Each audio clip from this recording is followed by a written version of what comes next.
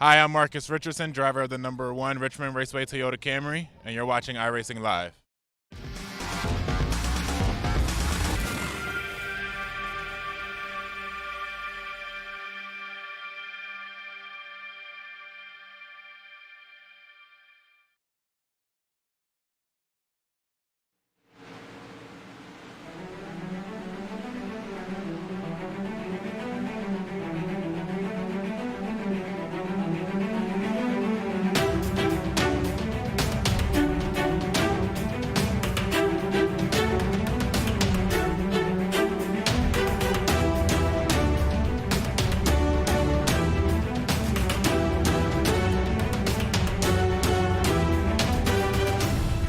Tonight from the Charlotte Motor Speedway, 300 miles stand between in the green and the checkered flag from Concord, North Carolina, in the longest race of the 2018 season. With 6 races down into tonight and with 6 races to go outside of tonight, headed into the playoffs, those hoping for a late season to push to the playoffs are starting to run short on time. We go racing for round 7 of the 2018 NASCAR Peak Antifreeze iRacing Series next on RaceSpot TV and iRacing Live. But before we do so, let's get caught up with a look back 2 weeks ago to Kansas in this week's installment of our iRacing Race Recap. We're happy that you're spending a Tuesday night with us on RaceSpot TV and iRacing Live. Pace car down and in, and no hesitation from your pole sitter. Logan Clampett is gone. We're racing in the NASCAR Peak Antifreeze iRacing Series from Kansas. 46 car easily into turn 1. A little bit of nervous energy per se around here as we work lap 15. Oh, there's going to be contact with the 83 machine. The 34 Abusa hangs on. Still sideways, and he's going to get the 5, and there they go. It's Conti up into the outside wall. More traffic trying to come through, and there is finally the caution flag at lap number 15. That all started way back in turn 4. Keegan Leahy is there. He has caught Zach Novak. It's 2 car lengths between your top 2 as the 15 has seen that number 24 VRS car get bigger and bigger and bigger in the rear view, and now he's going to look to the inside. Is Keegan Leahy for the lead position, and he's going to make this thing look easy like Zach Novak is standing still. Keegan Leahy to the top of the board. You can see the speed difference by the 78 machine. The one thing I'm going to be watching, Randy, is that interval between he and Keegan Leahy. If Clampett does have the ability to make this on one stop, Leahy's already pitted, so Leahy's got to make one more stop as well. So essentially, you're looking at these 2 drivers now head-to-head. It's a 20-second advantage for Clampett that Leahy's going to have to try to make up. If Clampett gets to his number and is able to pit before Leahy catches all the way back up to him, the advantage then swings in Clampett's favor. So that's going to be a good indication to watching the interval between the top 2 on just how close these guys are going to end up. That is, again, if those fuel numbers fall into the green.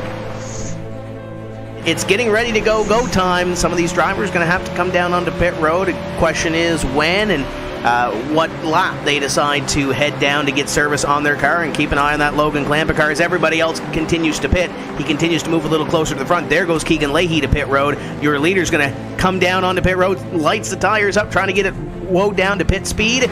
Keegan Leahy, check that Logan Clampett right now, 15th. Hurst going to come down as well. Novak in the 15, Hurst, and that should put the 46 to Logan Clampett to the race lead in this one. Trying to go head-to-head with wherever on track Keegan Leahy's ended up. The tire advantage is definitely in Leahy's favor.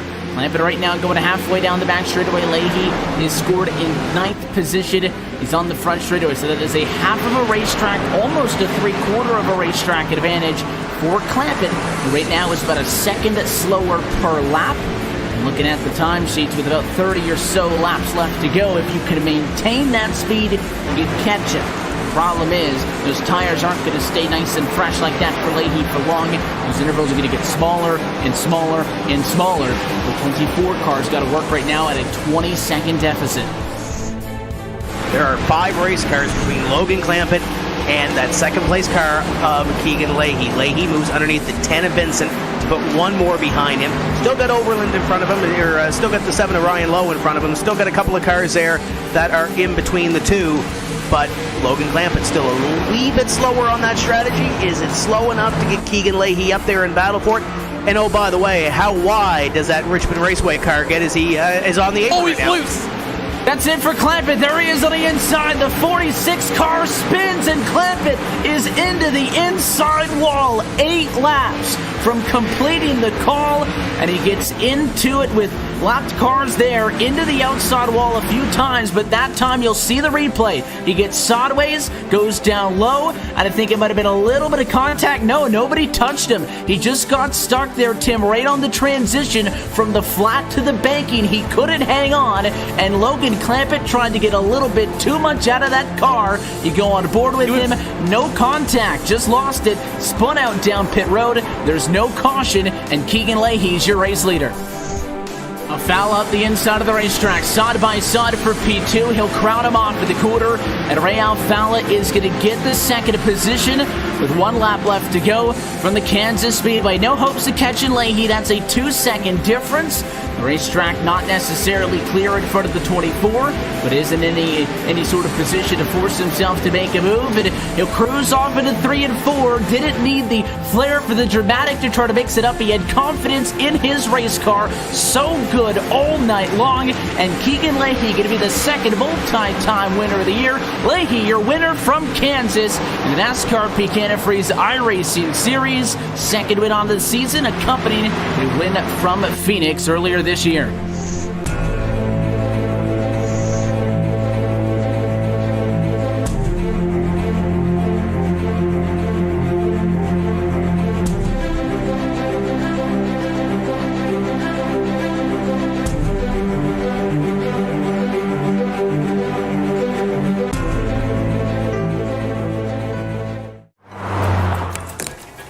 Oh, that was late.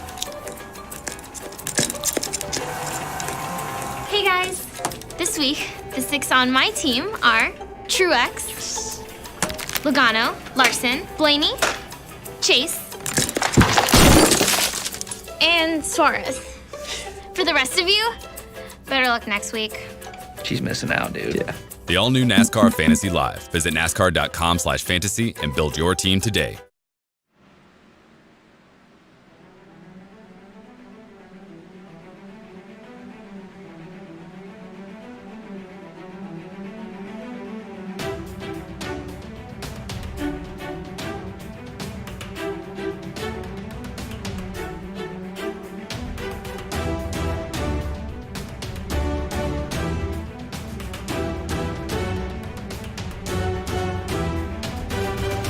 The road to $10,000 rolls through the Tar Heel State, and tonight from the Queen City, this is race number 7 of the 2018 NASCAR Peak Antifreeze iRacing Series. Live from the Charlotte Motor Speedway is where we say good evening, sim racing fans, and welcome to tonight's Charlotte 300. As always, myself, Evan Pasoko, Tim Terry, Randy Cheneth with you at a RaceSpot TV booth with Hugo Luis downstairs, and Tim getting set to go trackside momentarily. Longest race of the calendar year, 200 laps due up under the lights. Longest race and one of the biggest races of the season as well, Evan. This one is going to be exciting. We've had 8 races here and 8 different winners. We'll see if we can get a 9th. Had plenty of time over the course of the night to talk about the championship picture and whatnot, but cars are on track. With the practice sessions since they have been rounded to a close, so let's go down trackside and take a look at your RaceSpot TV starting grid. A pole position in this one going to go to Christian Chalater, his 27.403, by far and large the best time in qualifying, so he'll get to roll off all the way up the front of the field. Keegan Leahy going to join him in the number 2 position. Nicholas Shelton and Chris Shearburn going to make up row 2. They start 3rd and 4th respectively. Zach Novak rounds out your top 5. Got a lot of chaos crew up next. Jimmy Mullis is going to qualify in position number 6. Taylor Hurst is the exception to this on the outside of the next row. Michael Conti, Logan Clampett, and Brian Schoenberg complete your top 10. 11th position going to go to Blake Reynolds. Bobby Zelensky right there with him on row 6. In 12th, Corey Vincent gets that so lucky number 13 starting spot on the grid tonight with Colton Davis. And at 14th, Jarl Tien is 15th. Andrew Pash, the third, going to line up in 16th. Marcus Richardson, 17th. Brad Davies, 18th. Michael Guest in 19th. And Chris Overland completes your top 20. 21st, we got Alex Bergeron. And in 22nd, we have Ray Alfala. Sorry, Evan. David Rattler, 23rd, with Casey Kerwin and Nick Ottinger rounding out the top 25. Wrap things out here as well. 26 going to be Nolan Scott. Casey Tucker, he'll be just behind 27th. There's Joe Lorello, 28th, 29th. Grass and Philip Diaz in 30th. Just to put a bow on everything, to way back 31st, Jake Sturgis. Ryan Lowe, 32nd, 33rd for Matt Busa, and 34th for Adam Gilliland. That is a look top to bottom at your RaceSpot TV starting grid. Randy, we talk about the Charlotte Motor Speedway. Yes, it's a 1.5 miler. It's an intermediate racetrack, quad oval with 24 degrees of banking, but we are going to racing 200 laps, 300 miles tonight. That is a lot of action on what are going to be some pretty loose handling race cars for the majority of these runs. It's going to be an exciting one. 34 cars, longest race of the season. Like we said, I expect some interesting strategy calls over the course of this one, and likely at least one, if not multiple, long green flag run. This car is going to be in this time. As always, we're happy that you're spending a Tuesday evening with us on RaceSpot TV at iRacing Live. Christian Challenger going to put the right foot down. We're off from Charlotte, round 7 of the 2018 NASCAR Peak Antifreeze iRacing Series is green, and the 78 car leads easy to turns 1 and 2. Looks like the top 5 with a single file things out. No contest in those first 5 positions. And you'll find the 5 of Michael Conti making a move top to bottom as he tries to fight with that 15 of Novak for that 5th position. And they've got Hurst right behind them as you see Conti digging on the inside line. The 15 of Novak going to get the position off of corner number 4, at least for the time being. Conti will tuck up tight behind the number 15 of Novak, and they'll continue to go single file around this racetrack. As you mentioned, clean start up in front. A lot of these drivers getting single file throughout your top 10 and logging some laps. I see Zielinski and Vincent are side by side, which first battle side by side at about 13th place. And it's exactly what you expect to see at a race like this. It is very much an endurance race, and we'll probably hit that point a couple of more times as you see some of the side-by-side stuff now outside of the top 15, Randy, that yes, this is the longest race of the year at 300 miles, of course, half distance to what you'll see on the weekend with the Monster Energy NASCAR Cup Series. But something else to keep in mind is it's not that many more laps than what we typically run. You're only looking at about a 33-lap increase, which in the grand scheme of things, it's an extra fuel run. It's a completely, other trip down to the pit lane and whatnot, but by the time you go on 167 laps at a racetrack like this, 200 isn't that big of a difference. Of course, if somebody leading with 33 to go doesn't win the race, then maybe they won't feel quite the same. It is, yeah, that's definitely one of the things to keep in mind is when you're leading in the late stages, this one was 30 to 40 some odd laps to go, and you don't end up winning this thing or worse, have troubles. It's going to be one of those things in the back of your head just thinking about, man, if it would have been just a regular night in this Peak Antifreeze iRacing Series, I would have been the winner. So those guys that are leading in that stages, they're going to have that working in the back of their mind. You're also going to have to keep in mind, like you said, strategy. That extra 30 some odd laps of this event is going to make things real interesting on what these guys decide to do on pit road with that additional stint that you have to do on the tires and on the fuel. Might make you make some interesting moves with the number 5 machine of Michael Conti. They're already getting in some fights here toward the tail end of our top 10.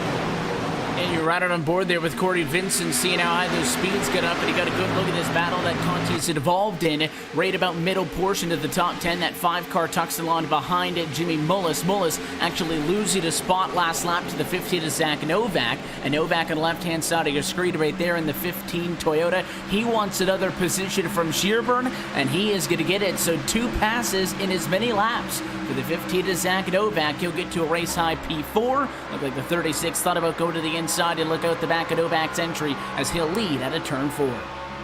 And a great qualifying effort for Chris Shearburn as you look back to that number 36 car. Zach Novak seems to be on a rail here early, moving up into position number 4. But great qualifying effort by Shearburn. We mentioned Chalner on the pole position in this one, and he's looked pretty good so far up in front. He's got 0.4 of a second between himself, Keegan Leahy, and Nick Shelton. And Shelton has had a good rookie season in this series so far, Evan, running in position number 3. And right now, really no pressure from behind, but the way Zach Novak's driving, he might have a little bit of pressure here in a few laps.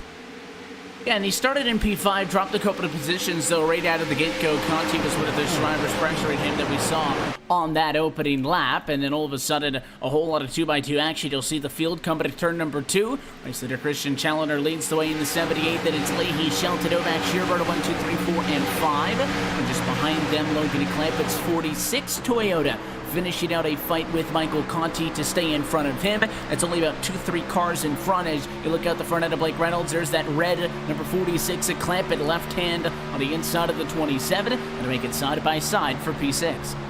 The teammate's going to go wheel to wheel. He'll do corners number 1 and 2. Can that number 46 of Logan Clampett make it stick down there on the bottom? He works down the back straightaway, doesn't get a run, and actually Jimmy Mullis up top of the 27. Big head of steam. He's going to be able to hold on to that 6th place position, so not quite able to make that bottom work. And now you see the 46 of Clampett looking at that top side, gets the space and gets a run. Logan's going to get creative with it, go 3-dimensional. He's going to make a move up top, and he'll have the spot, I think, in a 1. He will clear for that position, so Clampett gonna end up slotted in for the Mullis to take away P6. That's up 3 spots already for Logan and Clampett. Nice early start to this one from Charlotte, and they now see a little bit more side by side down back straightaway behind them. I think that's the 74 of Taylor Hurst that it is. Side by side, Michael Conti has been awfully busy for the start of this race. That 5 machine, very easy to tell whenever he's on a racetrack with those bright yellow numbers on the 5 Chevy, and he's trying to get around Taylor Hurst here, who is still sticking it on the inside of the racetrack. Not sure how long he'll stay there as we look up front. Battle for the race lead. Keegan Leahy trying to challenge on the inside of Challenger, and a good run off of 2 for the 78 as he keeps the 24 behind him for the time being. He had a good couple of tenths of a second lead up front, and now the 24's caught up to him. I don't think Leahy is going to roll over here. Watch the big run. He gets back to the back bumper. Does he look to the inside? No. At the moment, he'll stay right behind him. Yeah, we mentioned a couple of moments ago that it was about 4/10 of a second that Chalner had pulled away from Keegan Leahy and the rest of the field, and now Keegan is there trying to make another move, trying to set it up, got that inside line working, but just couldn't seem to complete the pass. If he gets to the top side like he will here, maybe he can get the run off the corner. If he can get up there, Chalner on the inside gets close off of corner number 4, but Keegan going to get the run through the dog leg, and it's going to be close at the line to lead that lap. Christian Chalner got it, but Keegan Leahy on the outside line going to try to get that momentum off of 2 here. And the 24's got a good run this time off of the corner. He is going to get him lap 13. First change for the race lead tonight, as it is Keegan Leahy going through to the point in the number 24 machine. Does gain 2 positions coming into this week in the NASCAR PEAK Antifreeze iRacing Series power rankings for week 7, and he has powered his way to the race lead early on. And this might be scary for this field to watch, because one of the drivers I spoke with before the race said that number 24 was likely going to be the quickest car of the night, and look for that entire Phenom Racing group to likely be the quickest on the evening as well. So this number 24 car gets out in front. We've seen him check out in the past a couple of times. Let's see if he can bring one home as he comes off corner number 4 to begin lap number 15 of 200. A long way from home from Charlotte, but so far a good start. The 34 cars, should say, that took the green flag in this race are still running down the racetrack. That's all the way up from Keegan Leahy leading down to Adam Gilliland, who's in 34 at a 34 position. So there's been plenty of stuff up inside of the top 10, keeping us busy throughout the start of this race. Challenger in the 78 machine, you see there, starting to lose time to Leahy. The 24 has pulled a good little bit of a gap, and at 15 machine is Zach Novak with company. Nicholas Shelton in tow. The 3rd and 4th placed cars very quickly up to Christian Challenger. Could be a good fight here for 2nd. And not too far back, just out of your shot, you see Shearburn and you see Clampett going at it for a position. So if these guys get busy, you're going to see them close up on what is that battle for position number 2, as it looks like Novak trying to get that second groove working on the outside and trying to catch Challenger, trying to make a move like Keegan Leahy did on that 78. You ride on board with Novak as he tries to set it up, goes to the inside, and he'll try to set it up down into corner number 1, side by side for 2nd. And the 15 machine on that lower line, that's where Leahy tried to get around him the first time. Randy wasn't able to do so because right there off of 2, that 24 degrees of banking really lends itself to a good defensive position down the back. And the 78 of Chandler actually gets about 3 car lengths of distance by the time they got down to turn 3. Leahy was able to get to the outside. That was the key for him to complete the pass. We'll see if Novak wants to try that as well, or if he'll give it another shot down low. First thing he's got to do is get back to the back bumper. Should it be too hard for the 15 to make up those few car lengths that he dropped back? You can see a higher line in 1 and 2. He uses that run, and he'll get a good look to turn 3. See if he'll be able to make a move here. Going to slot up into the upper lane once again. Can he get the drive through the center of the corner? No, he's not going to be able to get any overlap whatsoever. But what I'm seeing up and down the field at some of the other battles that I've seen thus far as well is that upper groove is actually the place to be if you can be side by side. If you have clean track, you can kind of run down to the bottom if you can track out all the way on exit. But it seems in order to maintain momentum side by side, you need to be running that upper groove. The 15 of Novak going to run high here. Can he get a run down the back and make something happen here on this 78 of Christian Challoner? No, not quite. But he's still running that high line through 3 and 4. Is still up on that higher line of the racetrack. You can see those other cars, Tim, that you were talking about, clamping right there at a 46 machine. Of course, Shearbird in front of him as they have joined the party. So it is now a 5-car battle, all trying to get around that 78 of Challoner. And you could very easily get stuck at a line here and lose a handful of these positions all at once. He's now a second behind Keegan Leahy, who is absolutely checked out up front. You saw him there, headed off to turn number 3. Of course, the interval's at the top of your screen. You'll see just how far everybody is back for the race leader, but the 24 machine not slacking around. As soon as he got to the clean air, he has checked out. And Challoner right now hoping that he can find a little bit extra. He would very much like if Novak and Shelton maybe started fighting, Chris Shearburn, Logan Clampett maybe went side by side on themselves. As you look out at the back end of your race leader, if somebody else was fighting with each other, it would give the 78 a little bit of breathing room, but right now I think they're all pretty much focused on getting him. Yeah, you saw that look back. The train is starting to form in position number 3 on back, waiting to find a way around Christian Challoner. But right now, it doesn't seem like there's any sense of urgency, and rightfully so. We're on lap number 22 of 200 here this evening, so there's lots of time to work. There's going to be some pit stops, and I think this is around the time in the run where these drivers start possibly to lose a little bit of the handle of the race car as we work under the green flag. We'll see how much these drivers are fighting it, but you saw that first train. Here's the second train back here. It's led by Michael Conti. That's position number 7 all the way back to pretty much the whole field. There's Conti leading it, and there's the rest of the pack.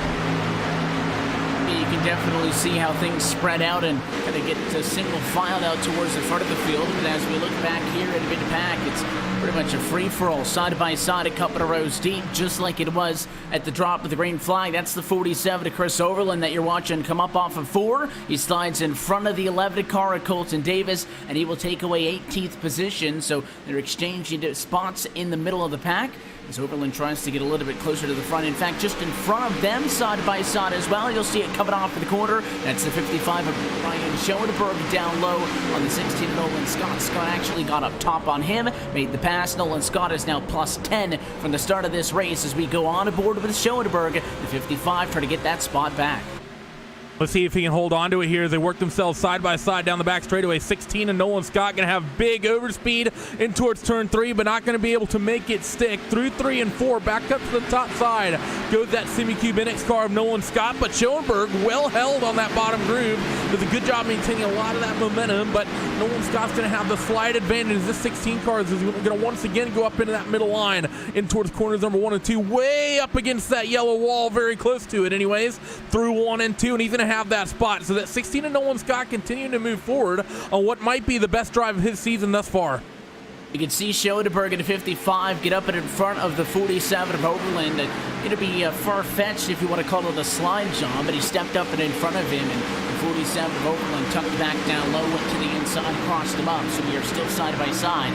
This time the battle is between 17th and 18th position. The 11 of Colton Davis is on the horizon, trying to close it on this one. You see Tucker there as well. You see the ever so recognizable entry a little bit further back of that 05 machine of Ottinger, who's always so easy to spot with those yellow, or I should say the orange and the blue colors on his Toyota. So there's tons of stuff going on in the middle of the pack. We've yet to see that bubble burst up towards the front and second, guys, but we might be close. Battle for third. Zach Novak in the 15 car. You see him slow on the exit at turn 2 that time. He'll lose 2 positions. Shelton and Clampett both going to get by him. And Clampett got by Shearburn a couple laps ago, and you saw that happen for position number 3 on your screen. Zach Novak had a little trouble at a corner number 4 a couple laps ago. The thing almost got away from him, and Nick Shelton almost got by at that point. But now Shelton and Clampett find their way by the 15 of Novak. But as that happened, those positions changed. They now have to chase back Challoner. Challoner in front of this field, and here comes the 46 to the inside. Clampett going to try to take Shelton for that position, and as they do that, Chalner, position number 2, pulls away a little bit, and it got close off corner number 4 there. Logan Clampett trying to get up to that second groove or so to get that momentum off the corner.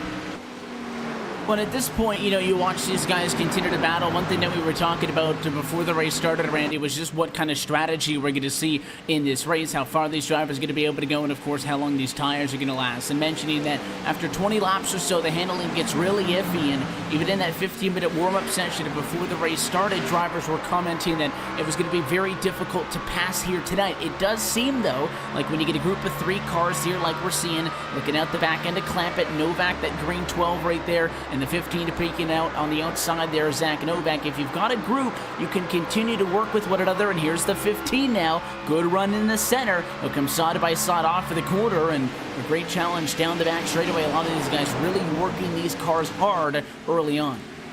People are definitely working the cars hard, and the track looks really racy. If people thought it was going to be hard to pass, I know Charlotte is known for being pretty narrow, and it can be a little bit tricky if you drop off the banking off turn 2 and off of turn 4. It sort of is an odd transition for these sort of 1.5-mile cookie-cutter racetracks. But that upper groove is really working well right now, and these guys are doing a good job making things stick as the field's going to work down the back straightaway. But you're right. Driver that I spoke to said after about 20 laps, these cars are going to start to get loose. And I think that's why we're seeing some drivers come up to speed and some drivers kind of fall away here as we're in the second half sort of that run, working lap 32, the longest you can go, about 59 laps.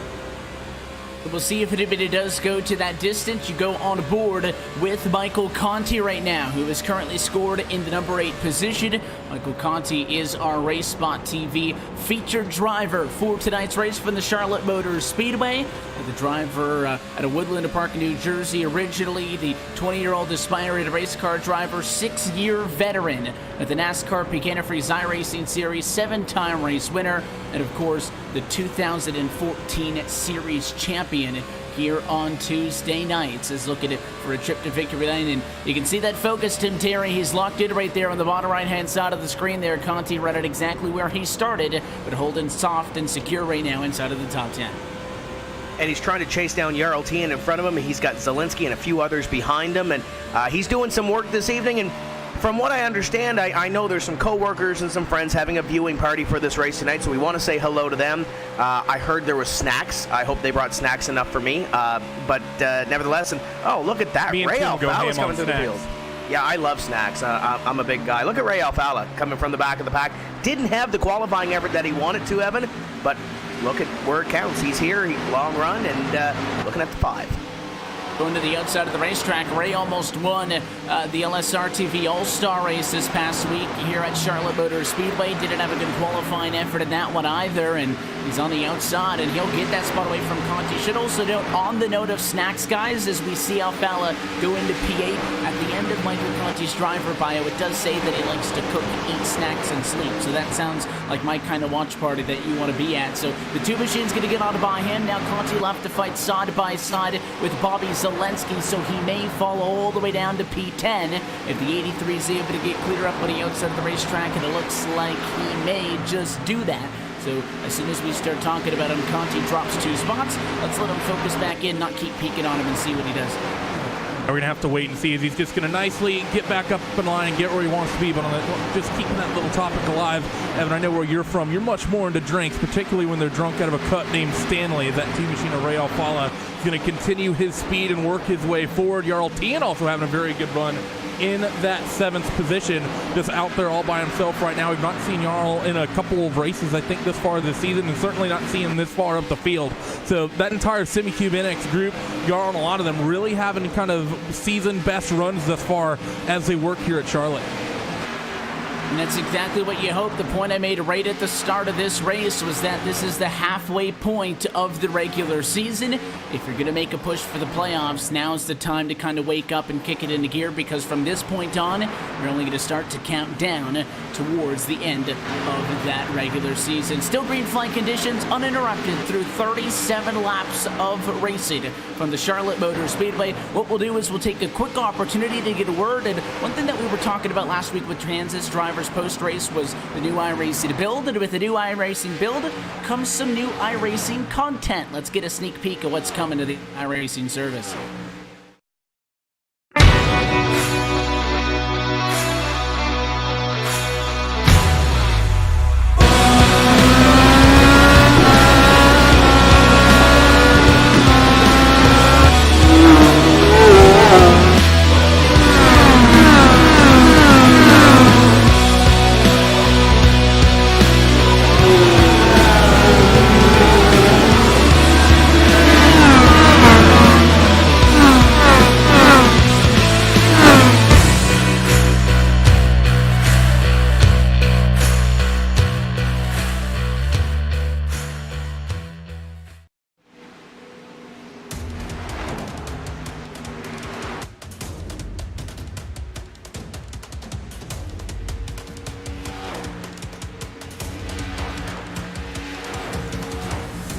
And back live from the Charlotte Motor Speedway, that's a good sneak peek of the Belle Isle that is coming soon to the iRacing service with that new build. New build also going to be in effect before we come back and to go racing again next time in the NASCAR PEAK Antifreeze iRacing series. We'll be back in 2 weeks' time, June the 12th, for the Michigan International Speedway. But happy that you're back with us on RaceSpot TV at iRacing Live. Still green and closing in on our magic fuel numbers. What we're waiting on right now, Keegan Leahy, who started this race in second position, continues to lead now by 1.9 seconds over Christian Chalner, who runs in at number 2 spot.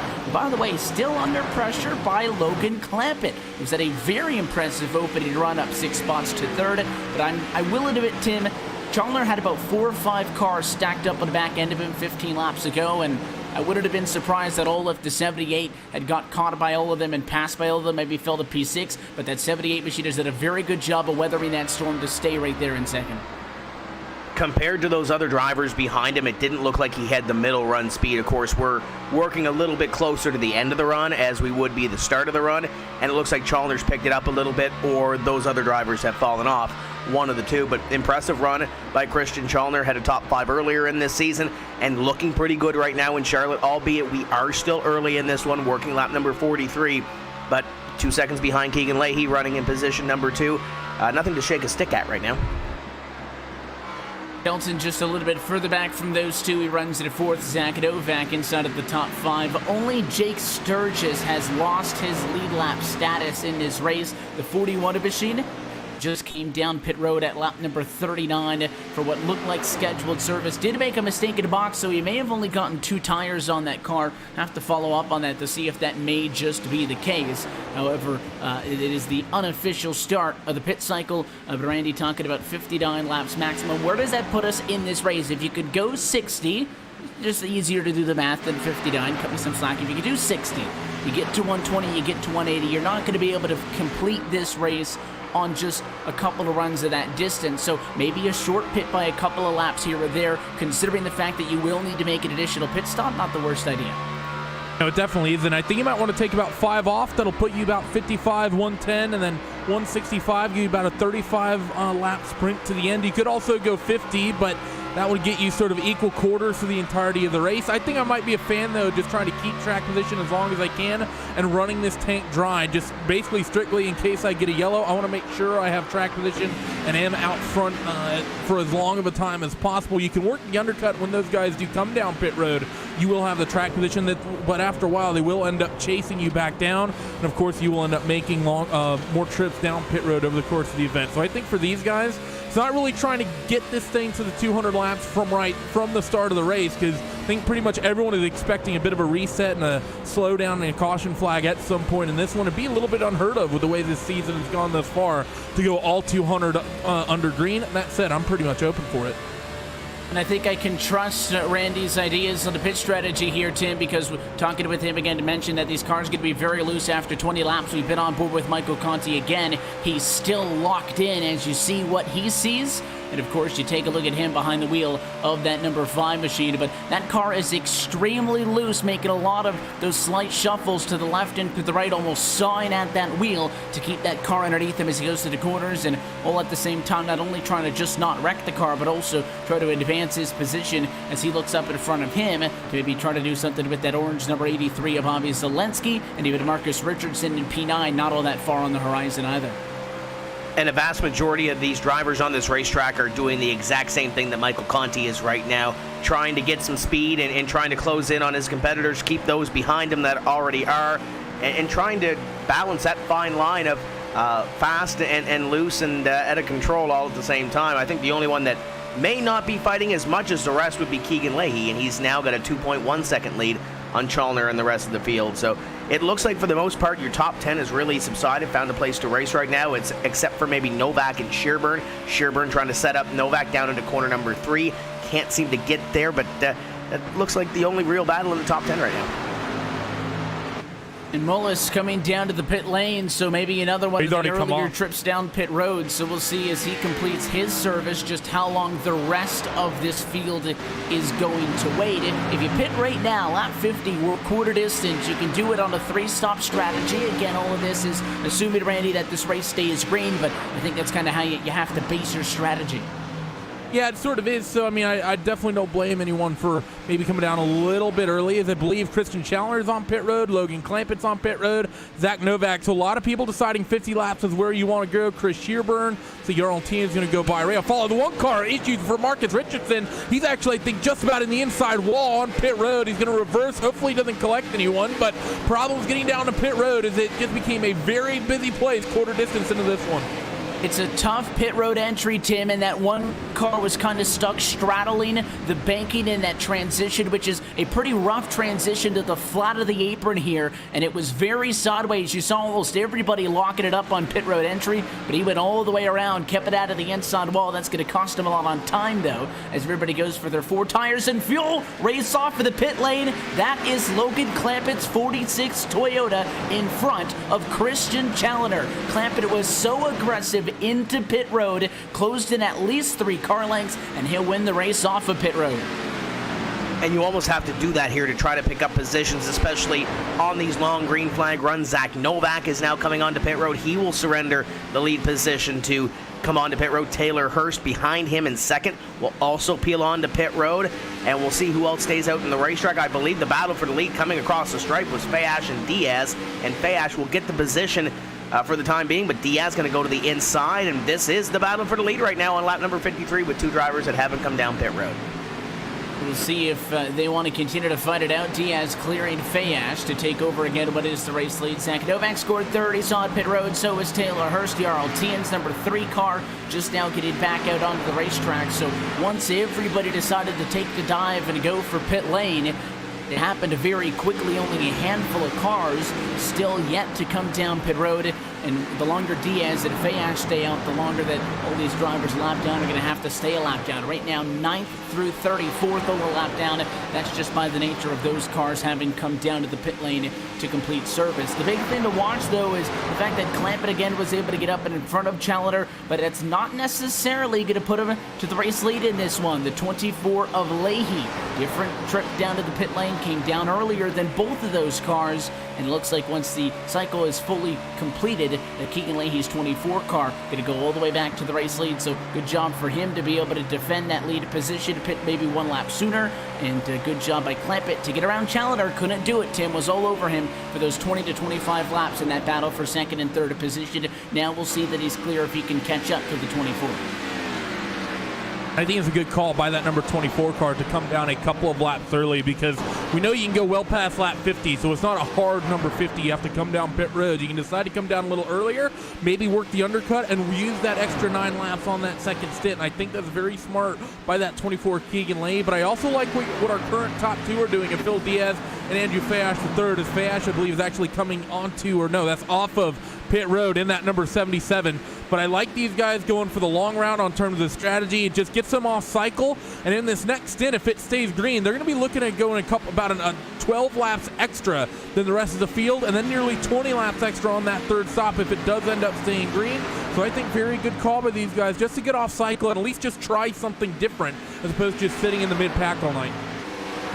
And this time, the number 24 of Keegan Leahy is going to come off for the quarter, and he will be once again scored as your race leader from the Charlotte Motor Speedway. So we're able to now look at the actual intervals, I should say, and to pick up the pieces and figure out where we are running it now, as we are through quarter of the way so far here tonight from the Charlotte Motor Speedway. This portion of tonight's broadcast is brought to you by Peak. At Peak, we're not afraid to mix it up with the big boys. This is why we've been actively involved in motorsports for over 30 years. We identify with the straight shooters like John Force and Clint Boyer, just 2 of the truly great racers who've been a part of the Peak family throughout the years. Today, Peak still aims to shock the motorsports establishment, partly as a way to showcase the excellence and competitive quality of our family of brands, but mostly because it's so much fun. Look for our drivers and teams to challenge the heavy hitters in NASCAR, NHRA, dirt late model racing, and more. For more information, you can visit peakauto.com. The gap between the top 2 cars on track, and it was Leahy to Challoner, was just about 2 seconds when we kicked off pit stops. Logan Clampett hopping in front of Challoner. He is now only 1.5 seconds behind, and the last couple of laps, fastest car on track. So keep an eye on the interval between 1 and 2. Leahy's still 1.5 seconds in front. It's a good gap, but I think Clampett's in a very good position. And we just saw a battle on the screen between Ray Alfala and Zach Novak, and we've seen that battle play out before, Evan, where one driver would get to the inside, work that inside for a couple laps, and just really can't get that run off the corner to really make it work. Haven't seen that inside line work a whole lot this evening when there's somebody to the second groove or to the outside. It didn't work for Novak that time. We'll see if he can reset it up and maybe even try the outside line if he can get there on Ray Alfala. But Alfala, first green flag pit stop sequence completed. Started 22nd, now up to position number 5. And keep in mind, they are about 3 seconds or so before they hit the next battle or next car for position, which would be Chalner, which is way up in front as you look at Novak's onboard camera looking towards corner number 1. Headed off to quarter number 1, Ray Alfala, somebody else who's had a great night. We talked about him in that first run, and looking through the field, he may just be the biggest mover so far, up 17 positions from where he started in 22nd to 5th, and impressive in any really regard, Randy. But of course, without the assistance of yellows at a couple of restarts, Alfala has done this all on his own. The biggest thing that is going to hurt him is the fact that, yes, he's up to P5, but he is 7 seconds off for the race lead. Gets a little bit of time made up. The 2's nice and fast, so he'll close that gap down to 6.8 seconds. But if this race were to go green for a long time, or even close to, if not the entire way, that 22nd starting position might be the reason he doesn't win. He can easily get, stay top 5. He's got a fantastic car. It's not passing cars for position that's the problem. It's the amount of time it takes to do so, and that's why he's 3 seconds behind even the next closest car in Challenger, who had a very bad trip down to the pit lane in the green flag conditions, lost 2 spots, falling to 4th. Still think you can't be too upset though for that 2 machine of Ray Alfala, because to start 22nd, get your way up to 5th, all the way under green flag conditions, and only be 7 seconds off that 24 Keegan Leahy. Quick as that car is out there, I think that number 2 machine needs to come, just continue having his head held high here. Nothing wrong with that in terms of strategy. Yeah, maybe needs to work on the qualifying a little bit, because it seems like that 2 car is oftentimes having to run his way through these fields on these Tuesday night NASCAR Peak Antifreeze iRacing Series races. So maybe the qualifying program at Slip Angle needs a little bit of work. We haven't seen them have that sort of ultimate one-lap speed that some other teams have shown. Think of a team like Inex, the kind of big leaps they've made this season, and some of their drivers are having very, very good runs tonight because of it. But I think that 2 car of Ray Alfala, when it comes to a 200-lap race, would you rather be one of the fastest cars for 2 laps or one of the fastest cars for 200? I think I like this 2-car strategy. He's definitely, again, in a very good position. He's not the only driver who's picked up a ton of spots. That's why I was just kind of looking at the field. You got somebody like a Nolan Scott up 13 position. Somebody like a Matt Busa, who's side by side right now, trying to get another spot away from the 27 Mullis, and he'll do so. So Busa as well now, having gone 33rd to 14th, I believe, is also now up 17 positions in his own respect. So there's a couple of those cars that, again, very good on track. There's no denying that. I am not at all surprised to be saying, Tim, that Matt Busa and Ray Alfala have speed, but we've seen on numerous instances so far this season drivers have potentially race-winning cars, or at least cars that can be up there and fight for a win if you get the right circumstances, but that bad qualifying effort just set them so far behind, and Busa's 30-30 and a lot worse than Alfala's 22nd. That's why he's still mid-pack, despite the fact that he's nearly past 20 cars. Yeah, you still have some work to do. You got a long way to go in this one, about 3/4 of the way to go in this one as we work lap number 67 into 68. But Ray Alfala, if this thing does go green, he's 6.9 seconds behind your leader, Keegan Leahy. You look back to Matt Busa, has a little more work to do, about 13 seconds or so behind as he battles with Nolan Scott for that position. Got a couple more in front of him. So if this thing were to go green to the end of the race, 200 laps long, you'd have to work a little harder if you're Matt Busa, but still a lot of ways to go and a lot of pit strategy to be played. So there's I don't think we can really make any predictions right now who's going to end up at the top. But of course, Keegan Leahy right now looking good up top, 1.4 seconds up on Logan Clampett and the rest of this field.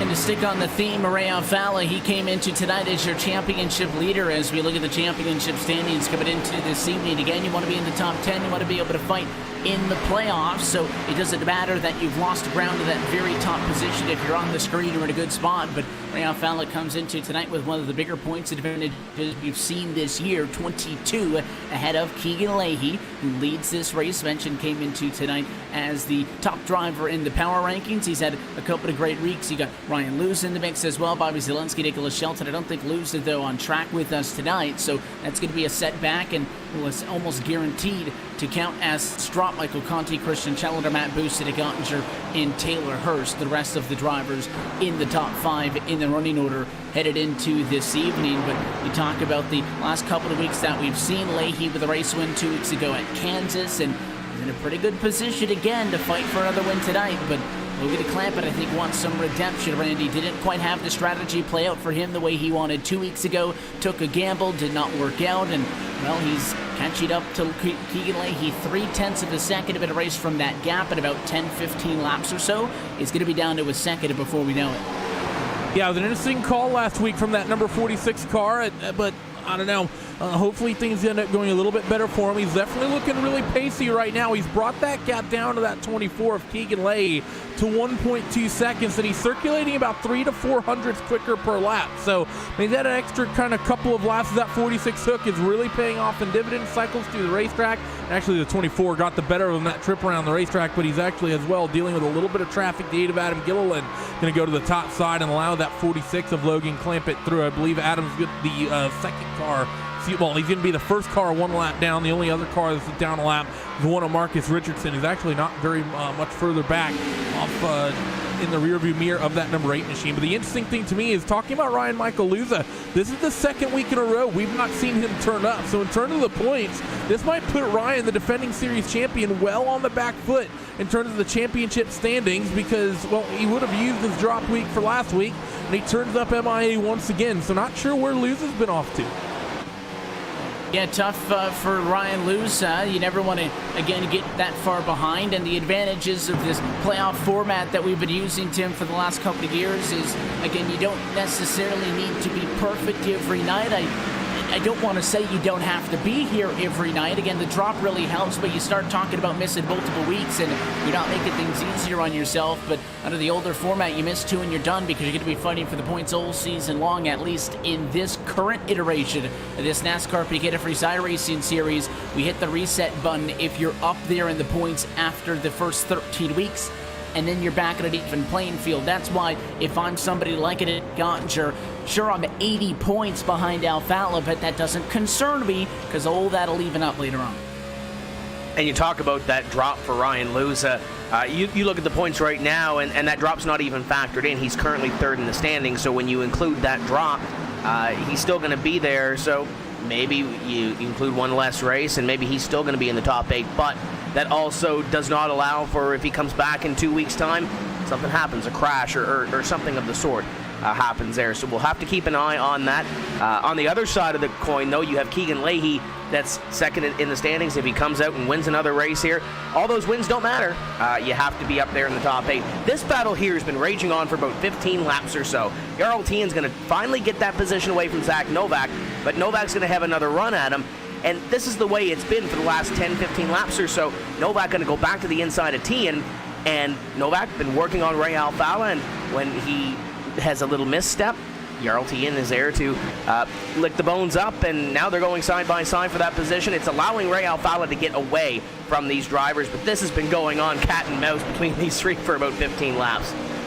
And now that aside from just the last couple of minutes talking about Tien, haven't mentioned him much either, but he's somebody else who's had a very good run, has worked his way up into the top 10 after starting in 15th position, and I don't think that 15 SimSpeed shop entry of Novak is going to roll over anytime soon. This racetrack, again, despite the fact that you just look at the numbers on paper, 24 degrees of banking top and bottom, it really is a track that can lend itself to some multi-groove racing, and you see that 15 move a lane or 2 up the racetrack. We've seen that happen in battles all across the track tonight. So Novak experimenting a little bit, and everybody's getting awfully close to that turn 2 wall. I'm surprised we haven't seen more drivers get up there and graze it. Surprised we haven't seen somebody bounce off of that wall and wreck into the inside wall. That's a common place, or I guess a common occurrence to happen here at Charlotte, is down in turn number 2. But again, we're 79 laps now into this Charlotte 200, and we are still, with all 34 cars who started this race, on the lead lap with the exception of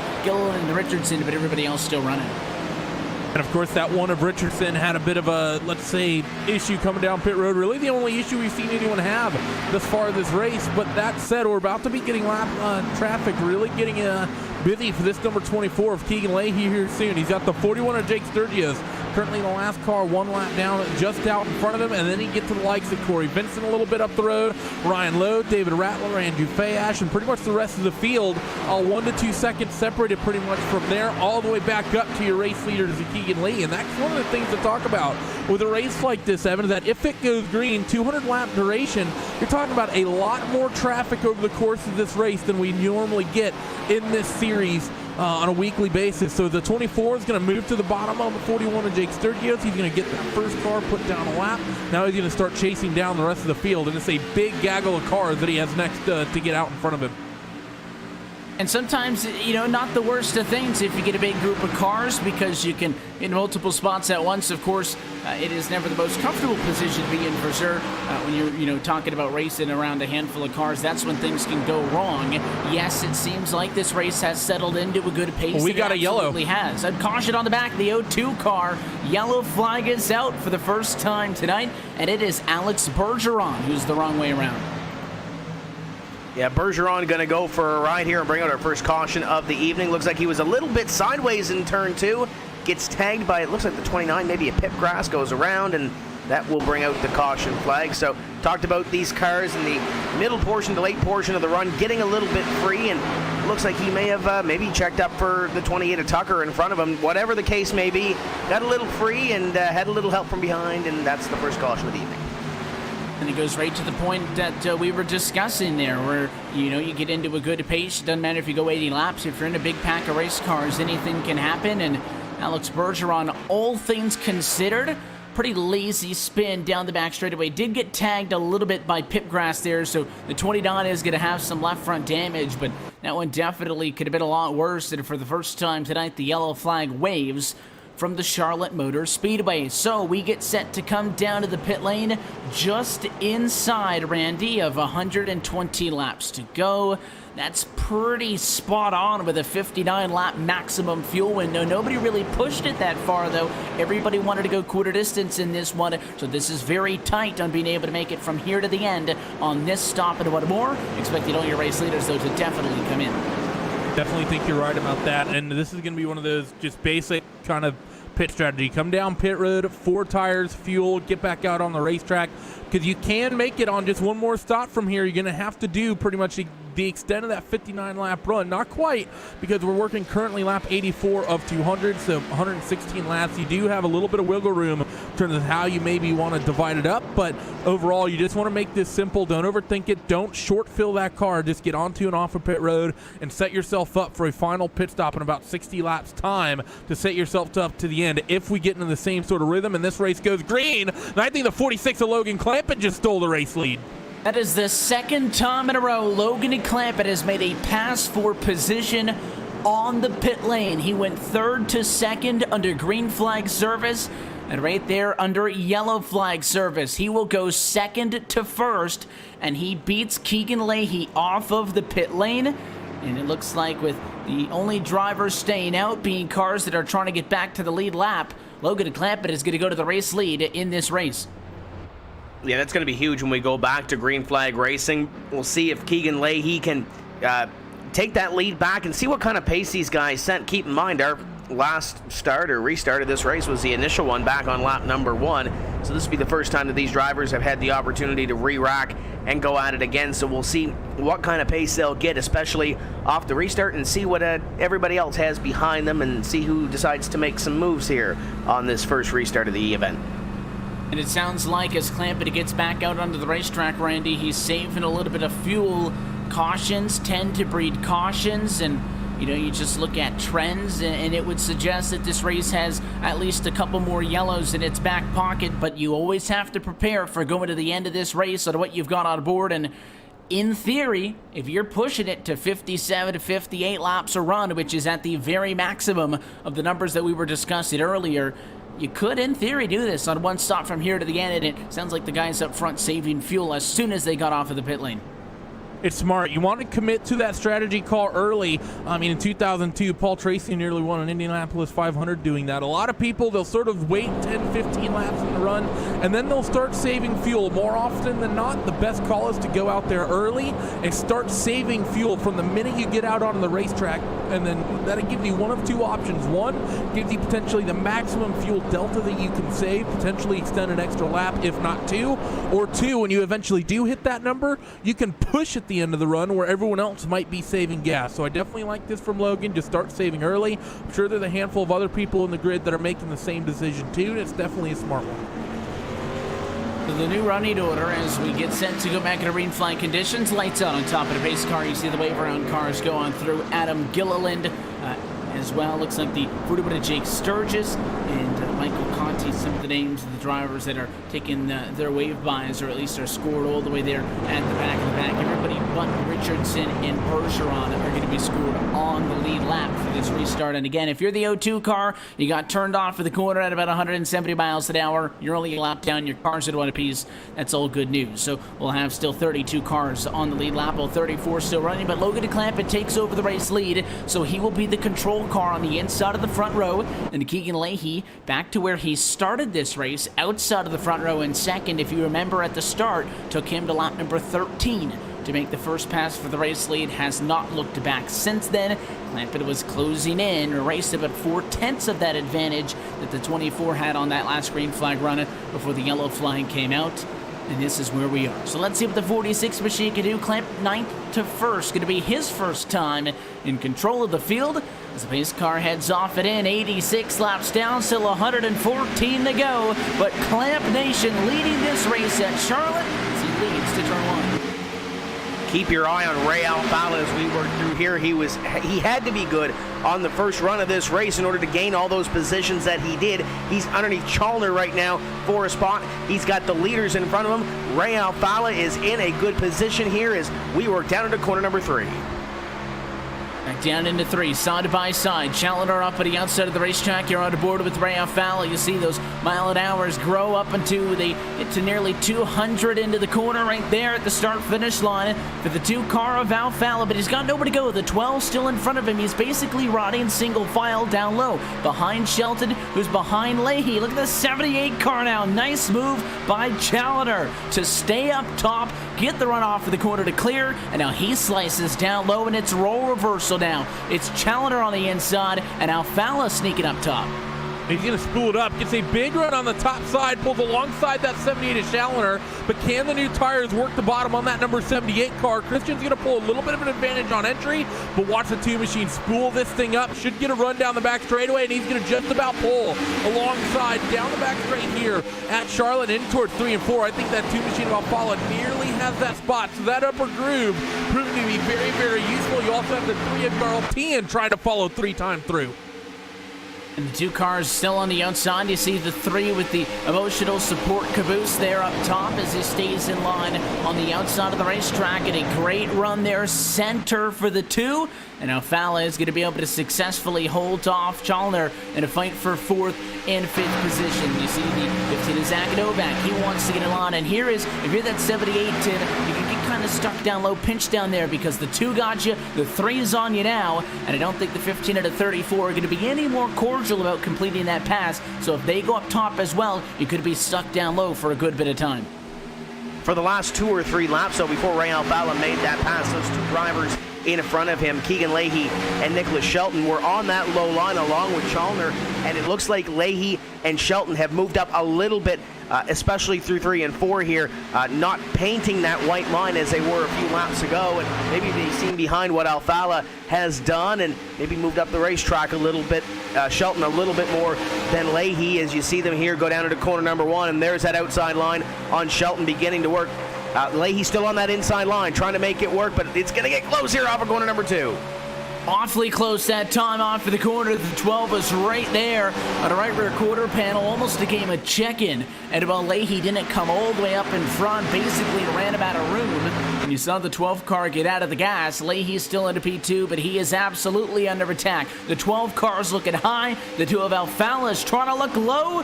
And as the 24 arced it into the corner there, Randy Alfala was awfully close to committing. They're trying to slice down to the inside. Didn't do it. Single file for a moment. Catch your breath and let's do it again. The slip angle teammates, that 2 and the 12, are trying to work by that number 24 car. Ray Alfala is going to go back up to that middle line.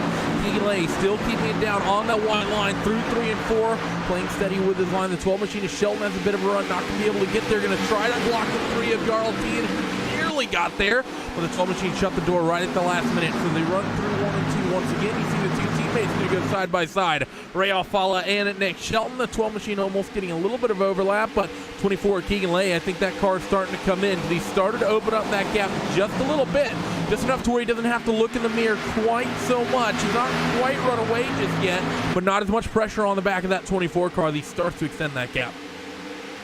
The 24 machine gets a little bit of breathing room, which is exactly what Leahy wants. We saw Challoner do something similar while he was in second, weather a big storm of pressure, and then be able to hang on for a good bit of time. Maybe the 2, the 12 were working a little bit too hard, don't have that same bite to get right up into him. Now that we start to get into another run, the tires aren't quite as sharp as they were, and you start to slide around a little bit more, and I'm sure we'll get a couple of shots on this run. Conti sawing at that wheel in just a little bit of time, but now watching to fight with that 78 car. He is still down low. The 3 did pass him. The 15 of Novak did pass him. And now it is Matt Busa and the 83 of Bobby Zelensky's turn. He cannot get off of that inside. Yeah, he's trying to get a little bit up that second group and trying to get that run off these corners, but he might have a spot in line here behind Zelensky, but he doesn't want to let it go easy. Still on that inside line, Zelensky on the outside line. They come up at a corner number 4, and Shearburn closes in. Nolan Scott closes in. There's a little bit of a train behind as they continue to work around down into corner number 1. And this is now a battle for what is position number 8. Logan Clampett still has a 1.4 second lead on Keegan Leahy and the rest of the field, but looks like that inside line, he's going to find the line up high, and Shearburn going to let him in, and we'll see what Shearburn does if he decides to go down low. We'll see if he does decide to go to the inside of the racetrack. It has not been the place to be. If he asked Christian Challoner, I'm sure he'd say, fine, go down low, be my guest, as the number 78 machine has been able to weather that storm just a little bit. And ironically enough, you lose 4 or 5 positions on the inside. This is the lowest Challoner's been under green flag conditions, of course, with the exception when he pitted and the field cycling through. But your pole sitter down in 9th place right now. That was a very poor start to this run. It's the lowest it's been under green flag conditions tonight. That's not been great for him, man. He just sort of been kind of on a backwards trend over the course of this one. He did well out in front for a while, but starting to go the wrong way. The 2 and the 12 are starting to just run the bottom. I think they've kind of given up hope on keeping up with that number 24 car of Keegan Lay. We got another caution here. Where's this one? Caution flag out right at halfway, and there's a couple of cars slow on the back straightaway. Not immediately seen where the problem has arisen from. You got the likes of Gilliland and some other drivers back here, but I don't think they're necessarily involved in this one. Watch a replay here, and there's the problem in turn 2. It's a big spin and an eventual save for that 7 car of Ryan Lowe, but it does trigger a caution from Charlotte.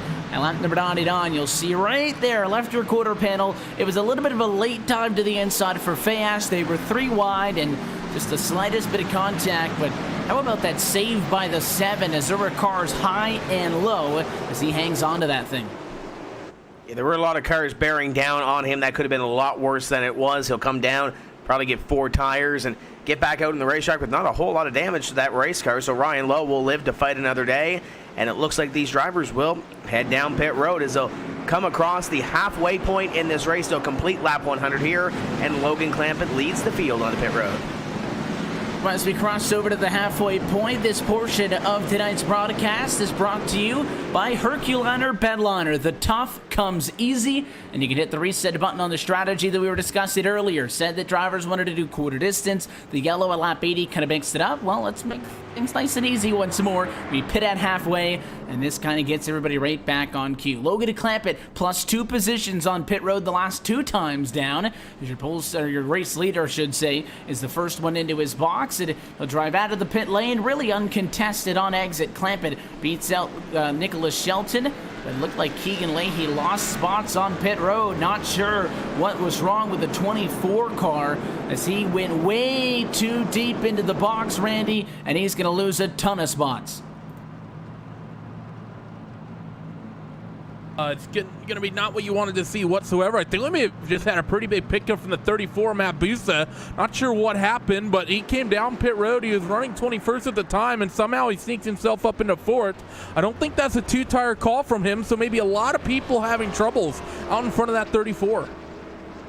Yeah, just going to back it out to see what the 34 machine did on pit road, and Busa was definitely into the box. May have been tough to see if that car even ended up taking tires or if he just fueled it up. It's tough to tell. He was back in the pack and there was a lot of traffic there, but Busa is definitely going to pick up a lot of positions. But the big thing I'm looking at here is how many did the 24 lose? I think Keegan Leahy is very fortunate to only be running in 8th position because he missed that box by a complete car length, and under yellow flag conditions, you lose so many more spots on track than as opposed to if you have a 2-second mistake, Tim, that might be a spot or two under green. Under yellow, though, he drops to P8.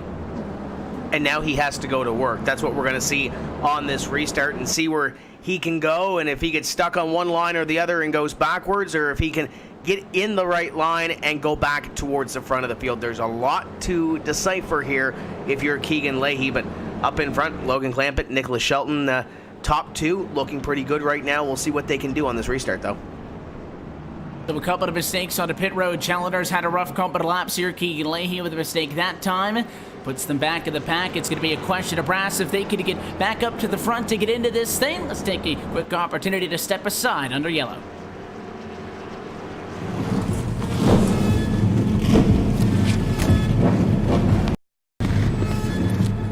Things can get rough out there. The bumper to the back of the 24! You think you got the brass? I proved it last season. That was last year. Now we've got young blood ready to take out the old. Start your engines. It's time to race.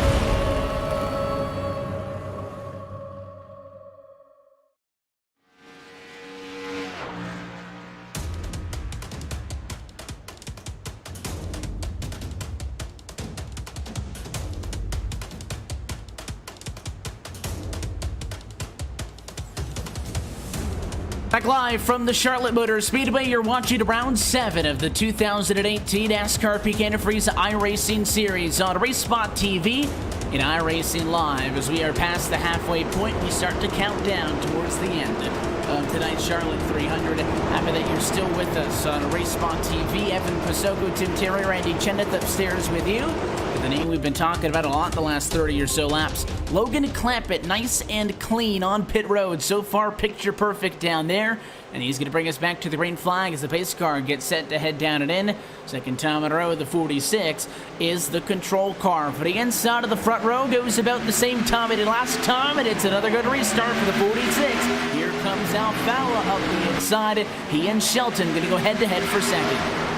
Don't be surprised to see Ray Alfala make a move here for the lead if he can get back up to Logan Clampett. Remember, he started 6th on that last restart, made his way up, and now he is in position number 2 after starting 22nd earlier in the evening.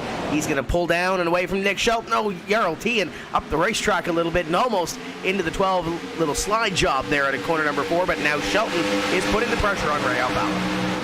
Races that back bumper as they head off into the corner. 2 sets of 2x2 behind him. That's the 15 and the 3. You see battle lead to Zach Novak, Jarl Tien for 4th, and behind them Zelensky at a 34 Abusa fighting it for 6th and 7th position. The 3 of Tien will clear the 15 of Novak for the moment. The 15 tries to drive it in, but a big wiggle on entry means he's got to roll out of the throttle a little bit as you go on board with Keegan Leahy right back there in the number 8 position. Lost about 7 spots from a mistake on pit road. He's going to have to try to get back up there ASAP. This is again for him as well the lowest he's been in the running order all night. Thing to keep in mind for this 24 is that as this track has gotten rubbered in and heated up, that 24 car started going backwards keep in mind at the end of that long opening green flag run, we saw that 46 car was chasing down that number 24 machine. Then when Logan got out into the race lead, there was really no answer that 24 Keegan Leahy had. So I think for the clean track, Keegan may have had a big advantage in terms of pace just with the car and with the setup, but I think the track's gone away from him, and I'm not expecting us to see this 24 car really fly through this little pack as out in front, side by side, the 12 and the 15, Shelton and Novak, they're duking it out for 3rd and 4th place on the racetrack. Duking it out, and Shelton's in a tough position here. You better get a spot or you might end up like we saw Challenger last run and getting pinned down on the inside of the racetrack. Tien still in 3rd, that's not a question. The 5th hit of Zach Novak is almost clear. That 2nd car in line up top, and interestingly enough, look at Keegan Leahy. He's also going to make a move down to the inside of the racetrack, but that's -2 now for Shelton.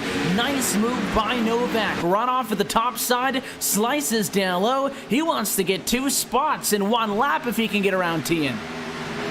He might very well do it here up at a corner number 4. The 3 of Tien continues to hang on the right rear quarter of the 15 of Novak. Busa is there, and then behind, Bobby Zielinski beginning to work his way towards the front of the field. He's got Shelton on the inside. Nice little battle here for position, and that 24 still creeping back there. Keegan Leahy looking to make his move towards the front of the field, but I think he might be a little bit wise here, Evan, letting these guys go side by side and try to pick his spot as he goes to the outside right behind Bobby Zielinski. Oh, it gets close up in front. The 15 has a little bit of a slide at a corner number 4. We'll let Tien take that spot. He'll get that spot. It was a great effort for that 15 machine, though, at Novak. I think if he would have been able to clear Jarl that last time at a turn 4, he would have been able to get the spot. The 3 kept the nose up there, though, set him up for a good defensive run. So tip of the cap to Jarl Tien, who stays in 3rd, highest he's been all night. So Novak settles back at a 4th. Then you got Matt Busa right there behind him 5th. That 12 is Shelton, still all on his own on the inside of the racetrack once again. Almost like a plate track. Everybody's teaming up, kicking about a line and not letting him in. It's just a freight train up on the top right now. Right now, he's dealing with teammate 83 of Bobby Zielinski. Next in line will be that 24 of Keegan Leahy. They're also side by side behind. You see the 28 machine of Casey Tucker. He's working it down on the inside as well, fighting with, I believe, that's Nolan Scott. That Semi-Cube NX Ford Fusion, indeed it is. So that 28 car, look for him to maybe find a bit of pace as he gets voluntarily sent down to the bottom side of the racetrack. Is out in front of him. That 12 car Shelton is going to lose that spot officially to Zielinski, who cut it off and then got right back in the line as quickly as he could. The 24 Keegan Leahy way up the racetrack. Bobby trying to block him. They're nearly 3 wide as they come off of corner number 2.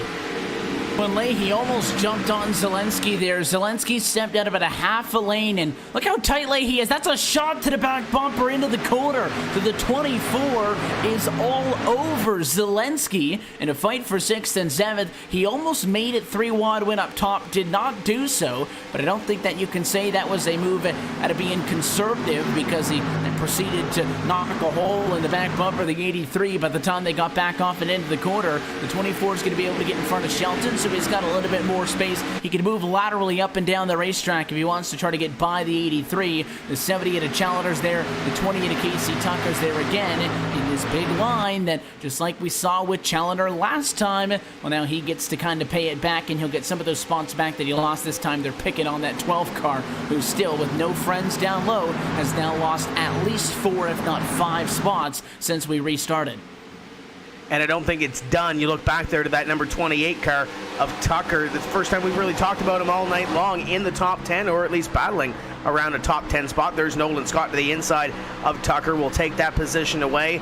But Casey Tucker having a great run here, driving from 27th up to what is now position number 11 as he tries to reset his sights on Nolan Scott after Scott took that 10th place position. But when you look back up there, Keegan Leahy making the move on Bobby Zielinski, do you think it's possibly maybe a little bit of frustration? You run up front, you run in the top 3 or 4 all night long, you have your own clean air, a little bit of real estate around you, nobody really pressuring you. Do you think it might be a little bit of frustration after getting that pit stop and being mired back here in the back half of the top 10? I think it's definitely frustrating anytime that you lose positions on a pit road, but I think it stings a little bit more to go from, 2nd position down to 8th than it would if you lost the same amount of positions falling, 15th position to 22nd or so, because there is, the difference in speed per car gets a little bit more the closer you get to the front of the field. That's why somebody like a Ray Alfalo, who, by the way, is having a great race, but I think Jarl Tien's going to have something to say about it, a fight for second maybe on it, but Alfalo very quickly, Randy, got from 22nd to the top 10 to the top 5, but once you get up to those positions, the ability for you to pass cars is a little bit more difficult, and I think that that's the biggest thing that is really hurting the 24 to Leahy here, is that he may be quicker than them, but because the separation between cars is so much more, it's going to take him a lot more work to make those spots up. He's been working 10-15 laps since we've got it back green. He's only gotten 2 of them back. That's only a quarter of the way back to where he wants to go.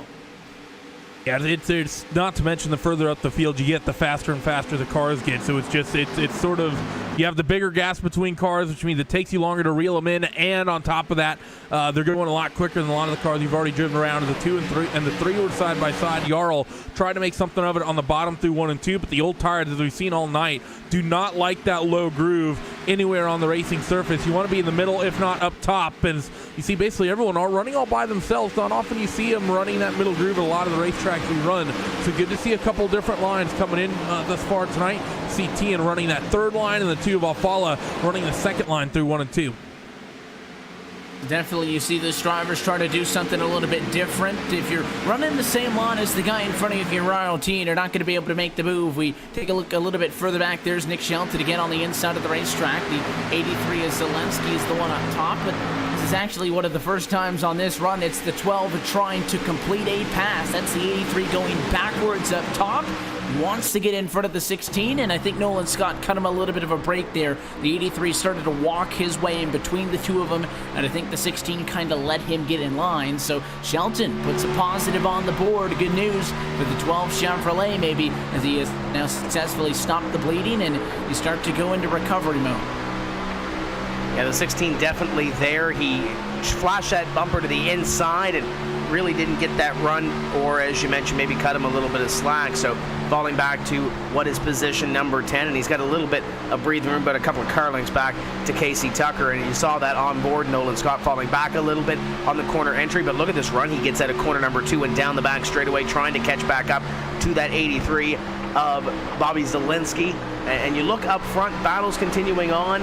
Logan Clampett still has the lead, but there's a couple of close battles here. Busa trying to get up to the battle with Keegan Leahy and Zach Novak. You've got some battles here that are going to start to form as we hit lap number 122. Still one more pit stop to go here, though, Evan. And if we stay green, that pit stop's going to come at about 28 laps or so. It would cut the remaining distance in half, and it would be at 3/4 distance right in around lap 150. Is still some side by side as we look a little bit further back in the field to the 55 of Brian Schoenberg, the 05 Michigan Gottinger, a couple of team cars there all tightly packed together with the 55 actually, as opposed to seeing a car excluded down low. He was the only one up top that time through the quad oval. He tries to make something work. The 14, a couple of names we haven't talked all that much about. Casey Kerwin in the mix here. The 11 of Colton Davis, somebody who's dropped a couple of spots as well. Down here in the mid-pack, some of these guys not having the sort of race that you would want to have. One of them, the number 5 machine of Michael Conti, as we saw him qualify up front early, and doesn't really have the race speed that you'd like to see of that number 5 car to start this race in 8th and be running 23rd here, as we're now well over half distance and inside of the sort of 3rd quarter of the race. That number 5 car has just only gone backwards. I'm sure the viewing party, oh, we got one car loose nearly down on the inside wall, the 14 machine of Casey Kerwin. I don't know if he had some help, but that was well held by Casey to keep that underneath them as he got down onto the apron. You were on board with Michael Conti as you saw everybody check up in front of him. And it was that slower car down on the inside of the racetrack, the 14 of Casey Kerwin. Roll of that one almost started, and that's that Napa entry a little bit further back. He got up into the outside wall. I don't think he got into the 11 until after he got into the wall, but then he obviously slowed down right in front of Colton Davis, and both of those cars got all kinds of sideways, and the race with each other down to him for position like that never happened. Yeah, we don't miss a beat. We stay green flag racing, and you look back to David Rattler, who's trying to make this a three-way dance for the position, and this is just outside the top 20 right now. Battle for position number 21, as Kerwin is still in this pack. The 9 of Phil Diaz, and Michael Conti slides up in front of the 09 of David Rattler, and Rattler has to let out the gas, and right behind him, he's got a whole host chomping down on him. Kerwin, Corey Vincent, Brad Davies, and a few others back there. Oh, it gets close off corner number 4. Rattler gets into the 14. The 14 has to try to save it again. He's going to go down into the grass. I think he's going to save it again. Fantastic job for Kerwin. Second miraculous save at the last 5 laps. This one was by far the best, and he really squeezed the 09 up. He wasn't giving Rattler much space down on there. The apron as well. Yeah, everybody's losing it, but the 14 machine was 45 degrees sideways at the start-finish line. It went through the grass, and you do have to give a little bit of kudos there as well to Rattler, because Rattler lifted to allow that 14 to slide across the track and into the grass and not hit him. And somehow, this race is not under caution of flying conditions, and we're still green. Yeah, that number 13 of Brad Davies, he had an exodus down on the apron as well. It's starting to look like a rallycross race. Everyone's taking joker laps, getting off the racing surface, and I think a lot of these guys, as this race has gone on, Evan, has probably made some adjustments to their cars, kind of dialed them in, just probably loosened them up a little bit over the course of this thing, and we're starting to see people really struggle. Because he talked about it earlier, the fact that we haven't seen anyone have those big slides off of corner number 2, and it's just picked up. They were 3 wide as well. And your top 10 off that second corner, actually just outside your top 10. Blake Reynolds, Shearburn, and Casey Tucker went 3 wide off through corners number 1 and 2. So action all over the place right now.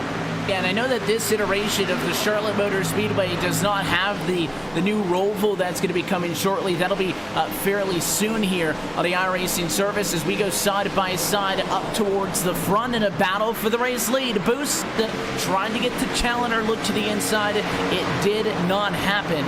So the 78 car continues to lead, but I think Busa, pressured by Shelton, wanted to make a move. But those drivers going through the grass like that final kink there, Tim, in the Roval course, cutting through the center of the infield there. We're not quite there yet as we watch that battle for second. Now here comes Shelton up the inside as he tries to get on through. Busa in the way, and you got a couple of different drivers there who are mixing things up for sure. But right now that 12 machine is doing a good job of making up for those mistakes earlier on. Somebody like Matt Busa in the 70 car as well. He's in this mix as well. So you got drivers who started first battling with drivers who started in 33rd, all for position top 5. Yeah, Nick Shelton pulling away with position number 7, trying to catch Challenger in position number 6. Up in front, Clampett continues to lead. But the one thing that we talked about off the top of the show, get some green flag runs, about lap 20, 25, 30. The handle starts to go away on these race cars. Yes, we have had some pit stops, and we've had some other things going on and adjustments being made, but we're around that lap 25, 30 mark since we went back to the green flag, and we've seen some of these drivers lose almost complete control of these race cars. Kerwin made those saves. Brad Davies made a save. This is the time that the handle really starts to go away on these race cars. It makes these battles that you're seeing on your screen a little more exciting when you get 4 or 5 cars going at it. One loses it in front of the others, and they have to avoid. David Rattler, you mentioned earlier, Evan, did a great job of that. Fantastic job again after he was the one that was forced into the outside wall, got hard on the brakes, and gave Kerwin the opportunity to save that race car. As you see the 14 machine try to fight for what it's worth. This is way back in the high 20s of the racetrack right now, and again, you have to wonder, after 2 big slides like that, you got anything left on your tires either, but he's going to try to get up and around these guys. But I've been keeping an extra eye on all the intervals all the way up at the front of the field here. Logan Clampett has extended his race lead to 1.5 seconds between the battle between he and Ray Alfala in first and second position, and Keegan Leahy in third. Maybe one of the faster cars at a racetrack, Randy, closing up on that too. Yeah, that 24 car, Keegan Leahy, up until recently, has been the quickest car on the track by about 1/10 of a second. He got to the tail end of that 2 car and the season was hit a bit of a wall. Ray was very quick last time through, the 29.365. Compared that to Logan Clampett, who did a 4.22. So he is slowly reeling in that race leader, kind of lap on, lap off, but they are at the same time just kind of trading lap times back and forth all those top two. Another tenth of some change goes the way of Ray Alfala, and Keegan Lay is basically getting dragged right along by that number 2 car with a couple hundreds off the pace of Ray Alfala that last trip around the racetrack. So Logan Clampett, maybe an ultimate run speed in terms of, from over the complete run, complete length of a run is what I'm looking for. Maybe not having quite the pace late in the late stages, but the early run might be enough that he can get himself a big gap. That said, pit window likely opening here in about 3 to 4 laps to come down really, really early for expecting 59 to 60 laps on a tank of fuel. They'll be able to make it on fuel once they really get inside of those 59 laps to go. Right now we run at 63 laps to go, so definitely on the cusp. Thinking you might see the majority of the field wait till they really get to that lap 150, 155 marker. On that first run, Tim, when everybody came down at once, it is a relatively flexible fuel window. We saw a couple of drivers come in really early, but really right when we got to lap 50, everybody came in. We were done at about a 3-lap window. So I think that once you start to see somebody up front come down pit road, everybody else is going to come down pit road. And the way that most recent yellow line things up, it's a pretty easy call on when to pit. Yeah, I think when you see guys like Logan Clampett, Ray Alfala, and Keegan Leahy up near the front of the field decide to come down pit road, it pretty much forces your hand to come down. But we went lap 100 or so, came down pit road on that caution flag. So as you mentioned, the next 10 to 12 laps or so, I would expect to see most of these drivers down on pit road and cut it in half. Michael Guest and Nick Ottinger on your screen going side by side. At Forest Bach, there's Colton Davis, got Brian Schoenberg behind it. The 27 car Jimmy Mull is also on your screen. A couple of the Chaos Crew drivers going at it. You include Brian Schoenberg back there. And I think I see the 5 of Michael Conti. So 4 of the Chaos Crew members going at it here on your screen. Michael Guest trying to hold off the Richmond Raceway 05 of Ottinger. 05 of Ottinger, somebody else who, you look over the course of this race, we've seen him a couple of times. He's done a good job of grinding it out mid-pack on 25th to 18th. Pass on the gas there, he'll move up to 17th position, but still kind of mid-pack where he can't get away. I think that the problem with being stuck in the high teens here. Oh, the 55 around the corner, Schoenberg. What a save by this from 55 Chevrolet. Brian Schoenberg, about the 3rd near wreck we've seen on this run, and another masterful piece of driving. These guys are pushing it on the rear tires. It's sort of humorous. We've seen, I think that's the 4th car, get loose off of turn 2 and get down to that apron. And when most people would be smacked to that inside wall, these guys are just like, nope. And they just keep it straight down the apron and get back onto the racing surface. So while the tires are likely pretty much ripped to shreds, probably down to the cords at this point, these guys are doing a good job holding on to it, just keeping things rolling straight, keeping us green here as the pit window officially opens up. And when are we going to see people maybe come down pit road? I think if you're running a little bit in the depth of the field right now, you might come down and try to work that undercut. I think if you're a Shelton, a Novak, an Overland, maybe a Busa, Zielinski, any of those guys from about 7th on to about 15th, I think you might consider coming down pit road a little bit early, maybe try to pick up some spots with the new tires coming down a little bit on the early side. And even if you can undercut by just 1 or 2 laps, you don't necessarily have to come in, 10 or 5 laps earlier. Even just a 1 or 2 lap difference. That way your tire's going to be a little bit more even and you won't be at such a disadvantage to the end, Tim. You come down pit road, you talk about the tire fall off. Race leader Logan Clampett's best lap of the night came after pit stops the last time with a 27.4. As you see, Jake Sturgis come in from 31st. So 27.4 is the best he's run, and a 29.5 was the last that he ran. So that's a 2-second fall off on tires. That means if you're Christian Challoner in P5, 1.8 seconds back, you should undercut and make the short pit by 1 lap, and all of a sudden you could be right back in this thing. And the question is up in front, the 2 of Ray Alfala, the 24 of Keegan Leahy. Saw it a couple of moments ago. They are pretty much there on Logan Clampett. As the 24 goes high on the 2, or at least looked like he was going to get that run in the entrance to corner number 3. But that gap about 20 or 25 laps ago was a second and change, and now it's under a half second. It's about 0.4 of a second between Logan Clampett and Ray Alfala. You see those 2 red and black cars in front of Keegan Leahy. So the question is, which one of these top 3 decide to peel down first and make that call to get on that pit strategy? Michael Conti's going to be the first to blink and come down pit road. He's somebody who was up front just talking about him and dropped back to the higher positions on track. So Conti down to pit road after he was running in 19th position. Obviously the call is going to be 4 tires, and you really got to take a lot of care of them for them to last the entire run, as we continue to see Clampett struggle late in this one. What was nearly a 1.5 second advantage is down to a couple of tenths, and it's not out of the question that somebody like a Ray Alfalo or a Keegan Leahy could even go for the undercut. And there he goes to 24, just as we say it. Keegan Leahy wants to come down and pit first. He locks them up.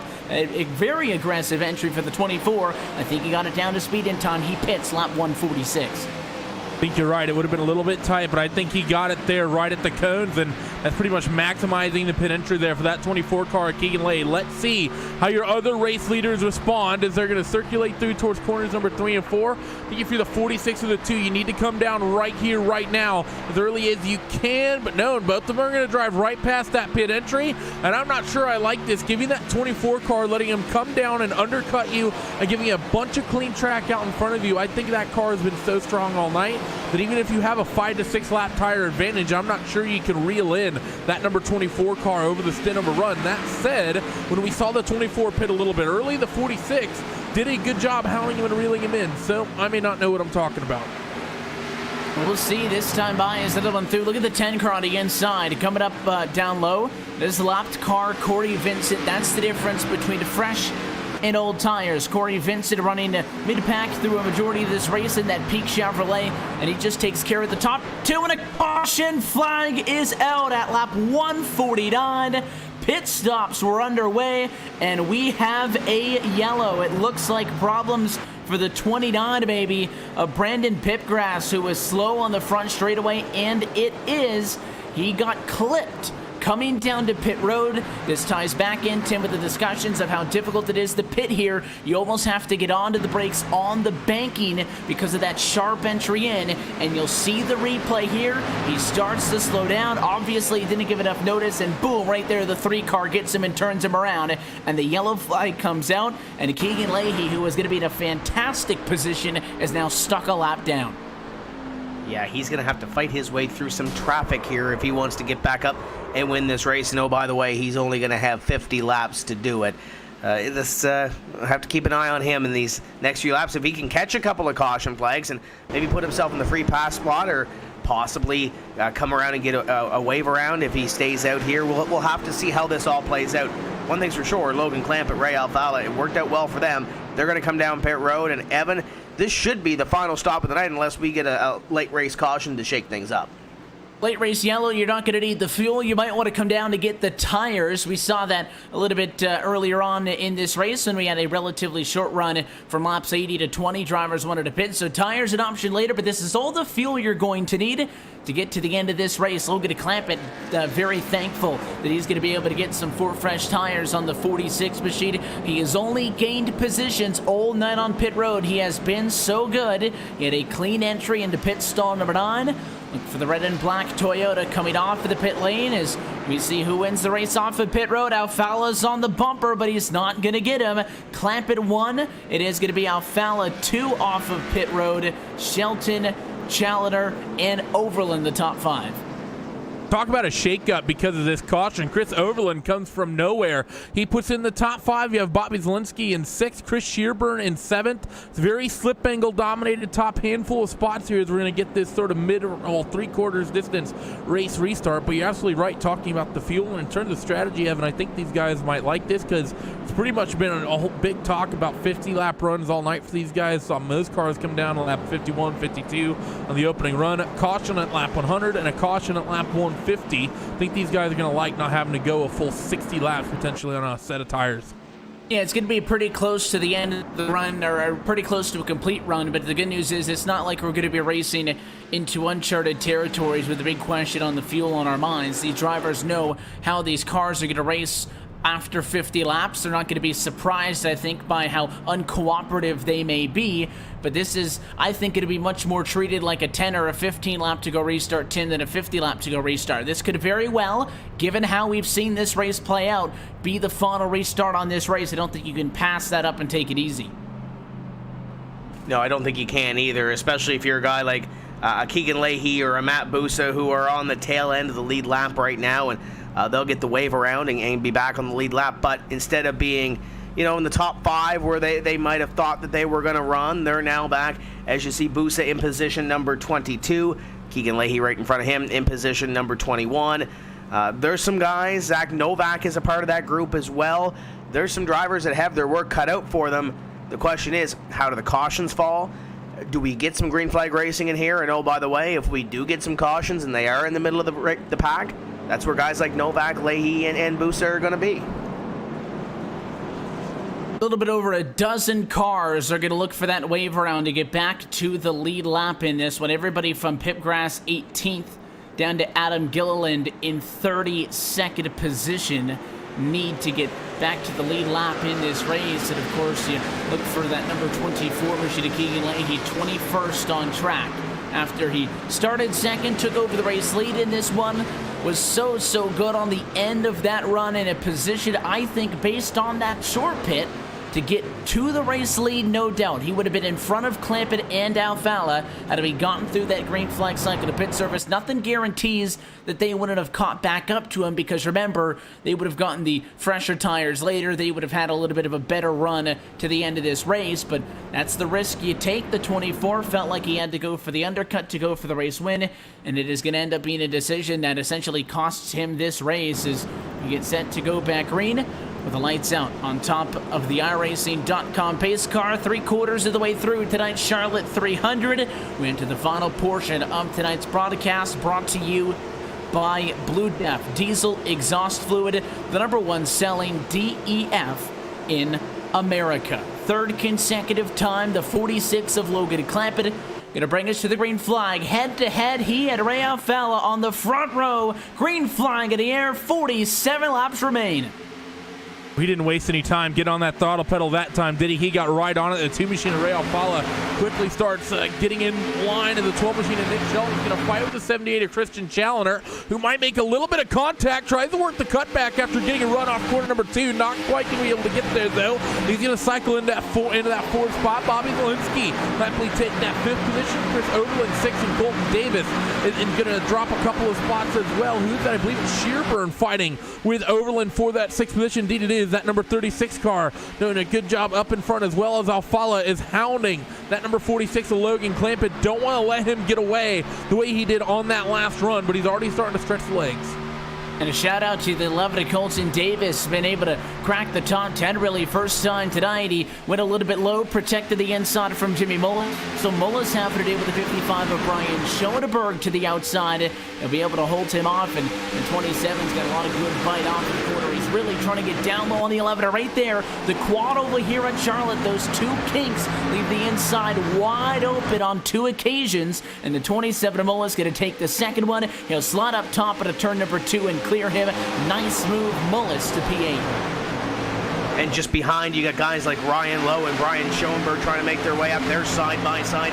Davies battling along with the Casey Tucker, number 28 machine. They'll come across the line this time. Schoenberg rubbering up that high side, and Lowe trying to make it happen on that inside line.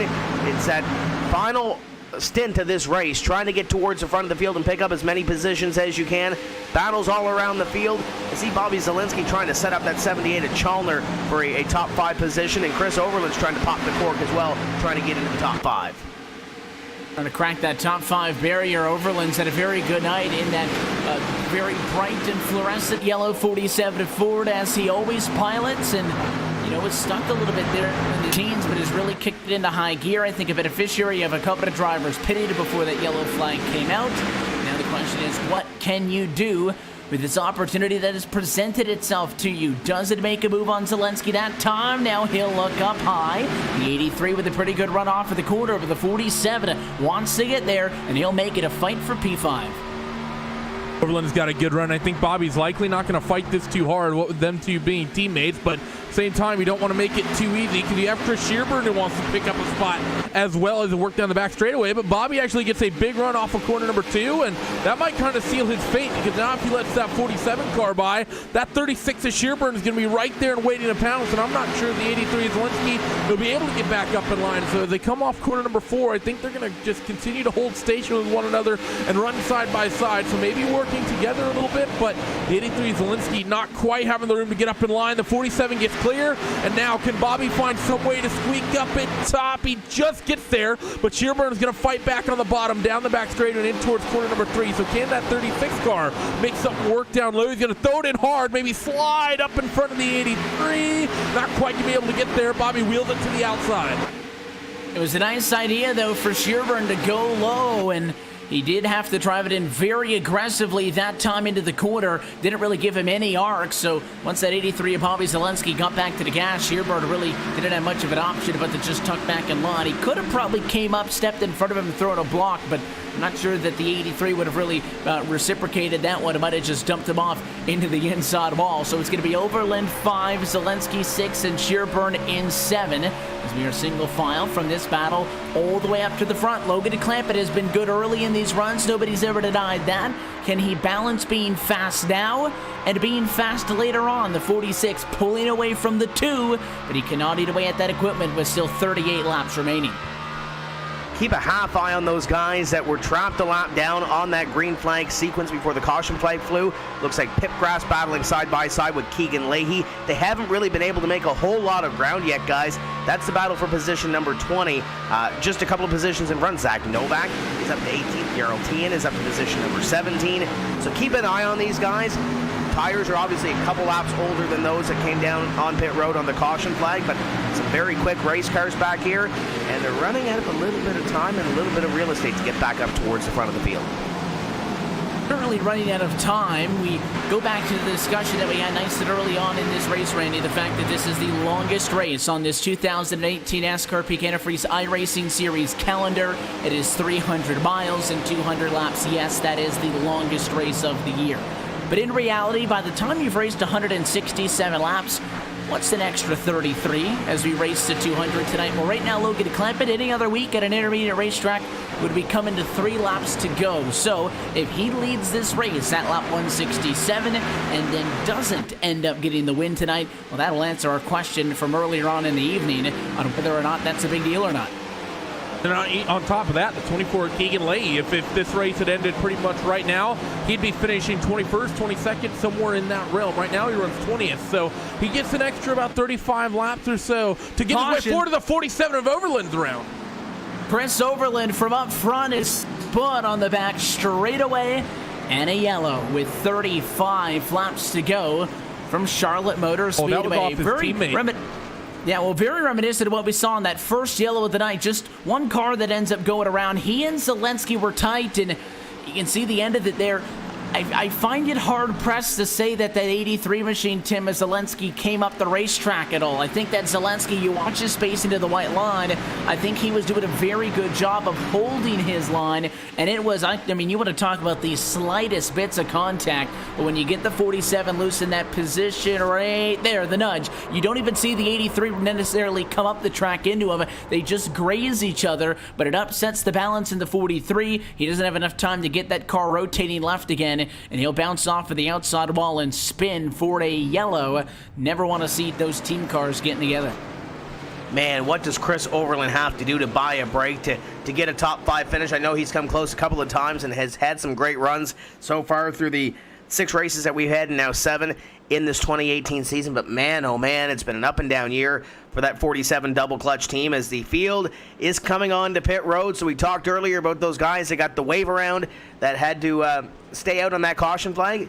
They'll be even keel. Logan Clampett, I think, barely missed his box, had to back up just a wee bit.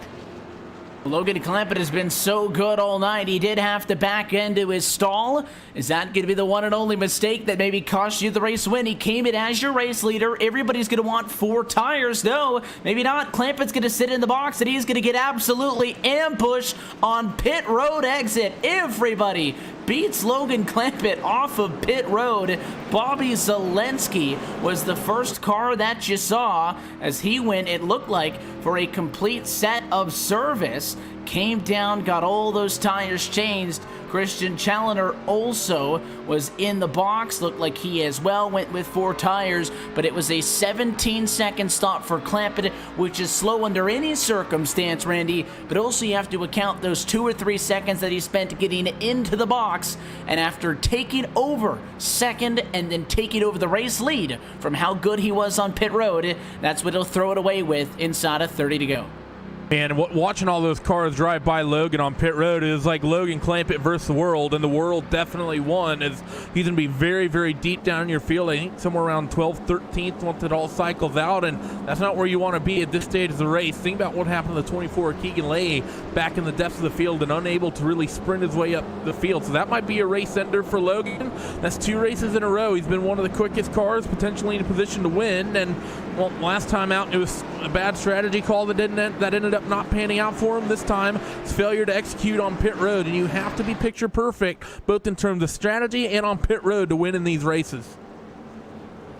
And instead of taking the yellow flag alongside the checkered at lap 167, Logan Clampett makes a mistake on a pit road at lap 167. He will fall from the race lead to 12th position as we prepare for a restart that should be either right at or just inside of 31 or 30 laps to go in this race. So in the blink of an eye, you do see some new faces up behind the pace car. Casey Kerwin and Marcus Richardson are awaiting a wave around. Those are not for position up at the front of the field.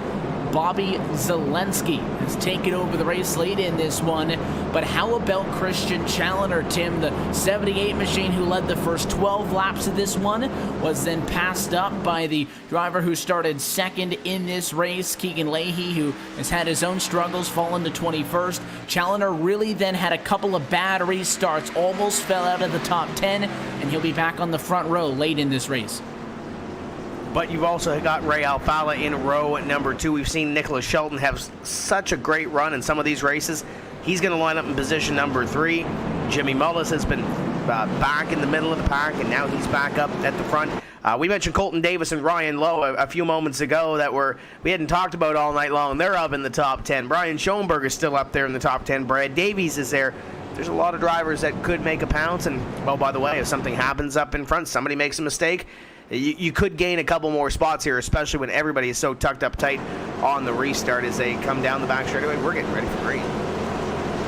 We said Clampett was going to throw it away with less than 30 to go. There's more than 30 to go by the time the restart comes around, so any little bit can help, but it is going to be a tough go for him from 12th. This will go back green with 31 laps to go. Zelensky inside of that 78 Challenger you were getting a look at there is going to be the control car for the restart. Pace car and everybody on 4 tires, and the 83 take it off, and no restart for Challenger. Caught sleeping at the wheel. Alfala going to go topside as Shelton goes to P2, and Challenger may fall to 4th. That's not a great restart whatsoever. Ray Alfala going to try to wind it up top to the 78 Challenger. Trying to hold station after the bad restart. Can he hold it there on that bottom line on the low side of 3-time in towards 3 and 4? Way was just about clear, and he's certainly clear now. So now it's slip angle 1, 2, 3, and I would expect these guys to play relatively nice with one another and to just hold these top 3 spots for at least the bulk of this 30-lap run. We got a caution, couple cars spinning through the grass. 5 of Michael Connie's down there on the green stuff. Couple of cars around. Nick Ottinger's 05 as well is involved in this one, and it was a big mess coming at it, turn number 4. Fortunate tonight that all these wrecks have been small. You see that 13 machine of Brad Davies. That is where it all went so wrong after he got hit in the back end by the 46 of Logan Clampett, who desperate to try to get back up to the field. You'll see they'll go from 2 wide to 3 wide real quickly. The 13 goes low on Rattler, and I think Clampett's just really trying to follow him through. Got him in the left rear, though, turned him sideways, and it was on from there. Clampett saves it. The group of cars behind, not so fortunate. Conti got tagged. Ottinger, the 66 machine as well, right in the mix there as well, spinning Blake Reynolds in the grass, and the big one late from Charlotte. Yeah, Nick Ottinger got a little bit of damage from that. I think the biggest damage is Brad Davies. You see a little bit of sheet metal missing from that car. Michael Conti, I think, dodged a huge bullet, went through the grass, and I don't think there was a whole lot of damage to that race car other than maybe a little kiss to the wall, maybe, but I think Conti's going to be fine. We'll see what transpires here, though. Logan Clampett, he knows that sense of urgency is there. There's the onboard with Logan Clampett as you see Brad Davies check up a little bit with David Rattler in front. Logan Clampett really nowhere to go. But we mentioned it earlier, you get caught on pit road or that green flag segment of pit stops, you get that caution flag there. It's hard to come back through the field because if something like this happens, you're mired pretty much in the hornet's nest and you have to make evasive moves to avoid. Logan Clampett wrong place, wrong time after that pit stop miscue. Seems silly to look now back to those pit stops that were completed right at about 50 or so laps to go in this race. They got started, a yellow flag came out, and we said that could be the final restart on this race. We've seen more yellows since then in the previous 150 laps total combined. So cautions breed cautions late in this race. You're going to have to go through the motions and survive a couple of restarts, and this is where those extra 33 laps come into play, as we're going to spend a lot of them stopping and starting. Zelensky able to stay up front. The very bad restart for Challenger after recovering from a couple of bad restarts earlier in this race, getting up to P2, just did not go. It was quite a move from Alfala to the outside.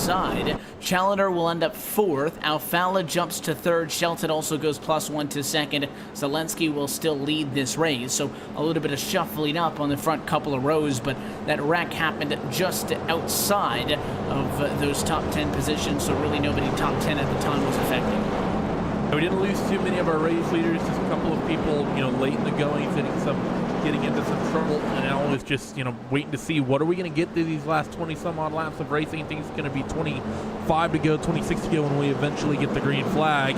The thing that I've noticed this season is that it's sort of every single race has sort of had the sort of feel to have early long green flag runs, and then we get the whole cautions breed cautions at the end. It happened 2 weeks ago. Phoenix played out pretty similar, and I believe Auto Club may have went similarly as well. There's been a few races thus far this season that have sort of had a lot of green flag laps early and then had their issues once we get deep into the running here. So I think we might have at least 2 more, if not maybe 3, to end this race here tonight. I doubt we're going to go green to the end. And these races can be funny like that, where you have a bunch of yellows and then all of a sudden it breaks out and goes green to the end. Every restart that happens, though, as a result of a yellow, you would think, okay, it's a wreck. The driver's going to take it a little bit more easier, but in reality, it's another opportunity to get 1 or 2 spots with 5 laps less left on the board than what you just previously had. Your top 4 at the top of your screen. Again, you can see the team affiliation for all of these drivers still in it. If you're in the top 10 at this point, I think you're still in the conversation. You never know what can happen in races like this. They're just too unpredictable to call. I think back a couple of years ago when Alex Warren won this race in 2015, he won it on strategy, not saying that he wasn't running near the front of the field, but he threw the Hail Mary and ended up a couple of restarts out in front and won the race. Bobby Zelensky, we talked about him most of the night, hanging out around the top 10, has a decent car. Obviously, his teammates are up there too. But Zelensky trying to add his name to the list of winners that we've had here before at Charlotte. Richard Towler, Thomas Hazard, Nick Ottinger, Joey Brown, Danny Hansen won his first race here in 2014. Of course, Alex Warren, Kenny Humpy, and Ray Alfala. No repeat names on that, but Ray Alfala right now runs in position number 3. Prime candidate to be the first 2-time winner, and it would be a back-to-back win after winning here last year. Fowler, you're defending a race winner here from 2017 to Kenny Humpy in 16. You mentioned Alex Warren, 2015 winner. You also look back to Danny Hansen in 14, Joey Brown 2013, Nick Ottinger in 2012, Thomas Hazard in 2011, and Richard Towler all the way back in 2010. Racetrack has obviously been on the calendar since the inception of this NASCAR Peak Antifreeze iRacing series, and Fowler looking to go back-to-back. The conversation coming into tonight was really, could Leahy go back-to-back race wins on the year with his win just 2 weeks ago at Kansas? He's out of the question. Let's see what the 2 can do. Look at the 12 car of Shelton. Really slow as he dove to the inside of the racetrack. Alfala tried to get through, couldn't do it, and we're side by side, but Zelensky is up top. How did Nicholas Shelton cross over the 83 car? That's a really weird restart. Your top 2, the outside car one at the bottom, the inside car one at the top. And they're going to go 2 by 2 through 3 and 4. You see the 2 machine of Ray Alfala fighting with Christian Challenger, as well as that fight for the race lead. The 12 machine, I don't think he's going to be able to maintain the overlap with the 83 of Bobby. Zelensky's got it. Bobby's going to hold on to it, but can Challenger slot himself to the outside of the 12 of Nick Shelton? Can Sheldon get clear? Watch for the big run here off that second corner. Can Challenger get there? No, he cannot. So the 12 machine will fend from now, and the 3 time it goes back into 4th.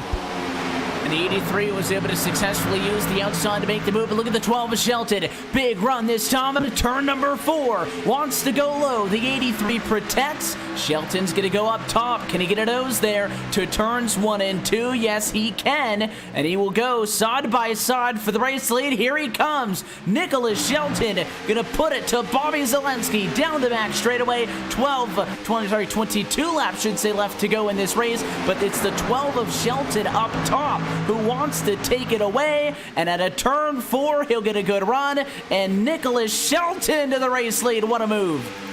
He did what he had to do, go to the outside of turn 1, and then down in 3 and 4, pinch that number 83 down just a little bit in order to get that run off the corner and make sure Zelensky did not get it. Now Zelensky is on the high side, and he's defending from Ray Alfala. We got a car around the 28 in the background, sliding on the apron. That's Casey Tucker. This might bring out actually, he's off the racing surface. We're going to stay green. One down the back straightaway, that was Casey Tucker. No yellow, though. We are still green. As you look back towards the front, Ray Alfala completing a pass for second. Now he goes to the back of the 12 of Shelton. Zelensky, Challenger. They'll go side by side for third, with the 83 of Bobby Zelensky up top. But Ray Alfala now knocking on the door of Shelton. See if the 2 car can pull out a nice move of his own. He's going to have to wait something. Yeah, he's going to have to do something here. You saw Shelton make that move on the outside and really pinch the 83 of Zelensky down. I think that's what Ray Alfala is going to have to do, and he had a front row seat to that. He was able to see that battle as right behind them. There goes Zelensky on that outside line, and Ray Alfala gets that run at a 2, and we have a caution. Look to the inside for the race lead and caution. Down the back straightaway, Brian Schoenberg and number 55 Chevrolet is around. How about some deja vu for the 33 car, and just kind of got stuck between a rock and a hard place. Right there is the contact. He was kind of indecisive about whether he wanted to stay behind the 34 or split the gap and come in front of the 29, and eventually got hit by the 29 and was driving into the back of the 34. Just really had nowhere to go. Right there's the contact. He got pinched, and unfortunate as it is, I think we are. The 55 is the only car that goes all the way around, and somehow we didn't wreck about 12 other race cars when that car was sideways. You're on board with Keegan Leahy. You'll see the sideways right there with the smoke, a little bit of door banging on each other, and he goes down right to the inside wall. A little bit of sparks from some of the other cars, but that could easily been a dozen cars out of this one. Instead, it's just Schoenberg going around. Yeah, I don't understand how we didn't junk about half the field right there. The 55 is struggled a little bit getting that thing going back forward, but man, that was good driving by all. Well done by that 24 Keegan Leahy to keep that thing pointed the same way. And now this is when things get interesting on the tires. We've had some long green, I want to say some long green flag runs, but they've been on these tires for about 15 some odd laps, 20 laps to go. If you're one of these guys who's thinking that we might get a lot of cautions to the end, I would suspect someone might risk it on 2 tires here. So that's something that I think we need to keep in mind. These guys get ready to come off pit road. It seems like the 78 of Challenger going to be really comfortable here. In the number 12 of Shelton, who came in first, went with 4 tires. He's going to lose a couple of positions. It was Christian Challenger, first driver off of pit road. That's a 2-tire call for the 78, and I would presume that Tien, Buza, Shearburn, and Zelensky also go Zelensky's with that 2-tire call. We'll see if Zelensky did get 4. He did with the first car off, so he does just beat the 12 off of pit road on sheer speed. So Zelensky going to be the first off on 4, Andy. As you mentioned, Shelton's second car off on 4, but the leading 3-4 drivers, 2 tires to go to the front of the field. And that's only the drivers who came down pit road, because Adam Gilliland in the 12 and the 55 of Brian Schoenberg, who just spun, have neglected to come down pit road. They are going to be scored this time by first and second. Yeah, so variant. Go ahead, Tim. I think if you're Adam Gilliland, you're going to come down pit road at some point here under this caution flag. Well, maybe not. They're getting ready to go back to green. So Adam Gilliland in the 8 car, he's had a tough season, guys. The team that he was with, the Satellite Association with the team in Aftermath Motorsports, they've all kind of packed it in for the season. Guys like Timmy Hill and Dylan Duvall, Kenny Humpy, they're all done. Cody Bias not here this evening, so Adam Gilliland is pretty much the Pied Piper, and he's going to have to hold on to his boots here because this is going to be a big restart for him. And you just have to think that the 8 machine obviously stayed out, was 34th on the grid in this one, but if you look back to where he was at arena conditions, he was back in the pack in 28. So you got a 28th place car in the race lead, and Brian Schoenberg, who just wrecked on the outside of the front row. Then Challoner, Tien, Busa, and Shearburn on 2 tires, 3, 4, 5, and 6. And then 7th on back, led by Zelensky there, and Shelton at 8th on 4 tires. Buckle up with 16 laps to go from the Charlotte Motor Speedway. What are the odds a Hail Mary pays off in the front row for Adam Gilliland? Slow start to the line, and you see the tire spin from everybody on the front row, 3 wide with the O2 car. Bergeron up top. We're going to pack them into turn 1.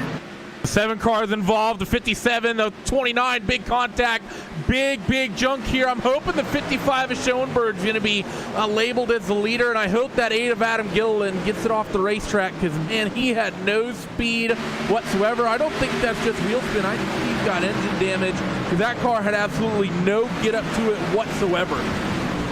When in the incident here, you see the big contact into the corner. The 7 ends up coming across the nose of Alfala. They were technically only 2 wide. Watch Ray here. He's trying to look to the middle, look into the middle, even though there's no car on the inside of him. So I think the 7 to Ryan Lowe's thinking, well, there's only 1 car inside of me. I can go to the middle, but Alfala's coming up to try to go 3 wide, and those 2 are the ones who make contact, and unfortunately, it is from there on back where all of the chaos breaks free after Logan DeClampett, that 46 machine right there on board with Alfala. You see the 7 trying to squeeze through. That's basically 2 cars going for 1 piece of real estate, but it all really starts when Clampett gets in there late, and that kind of ties back in with the fact that we saw Clampett in a position to win this race. You make a mistake, you're frustrated with yourself, and maybe you do a little bit of overdriving.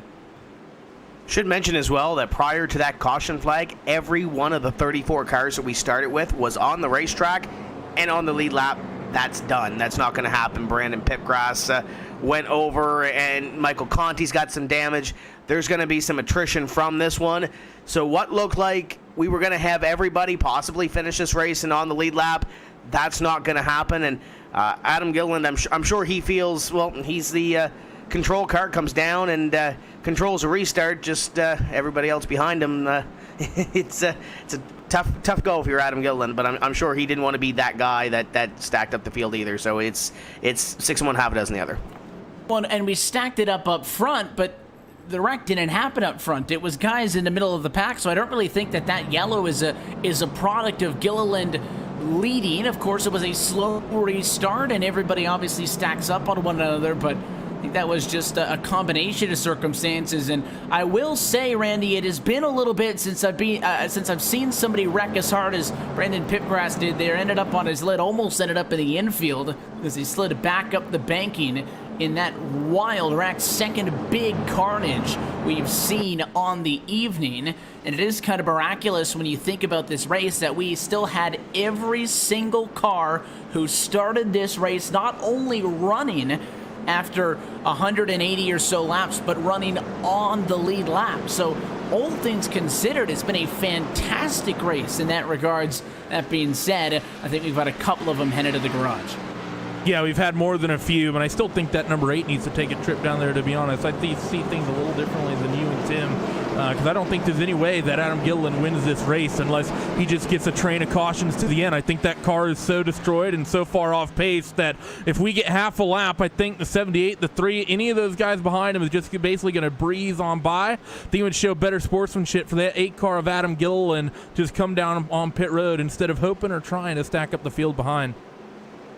Lights are out on top of the pace car. That's a look at your new running order. Full running order, of course, going across the top of your screen, but it is going to be Gilliland and Schoenberg on row 1, Challoner T in row 2, Busa, Shearburn on row 3, Shelton and Bergeron on row 4, Bobby Zelensky, Michael Gast on row 5. They represent the still currently showing 34 out of 34 cars on the lead lap in this one from Charlotte. Pace car back in, 12 more laps to decide it.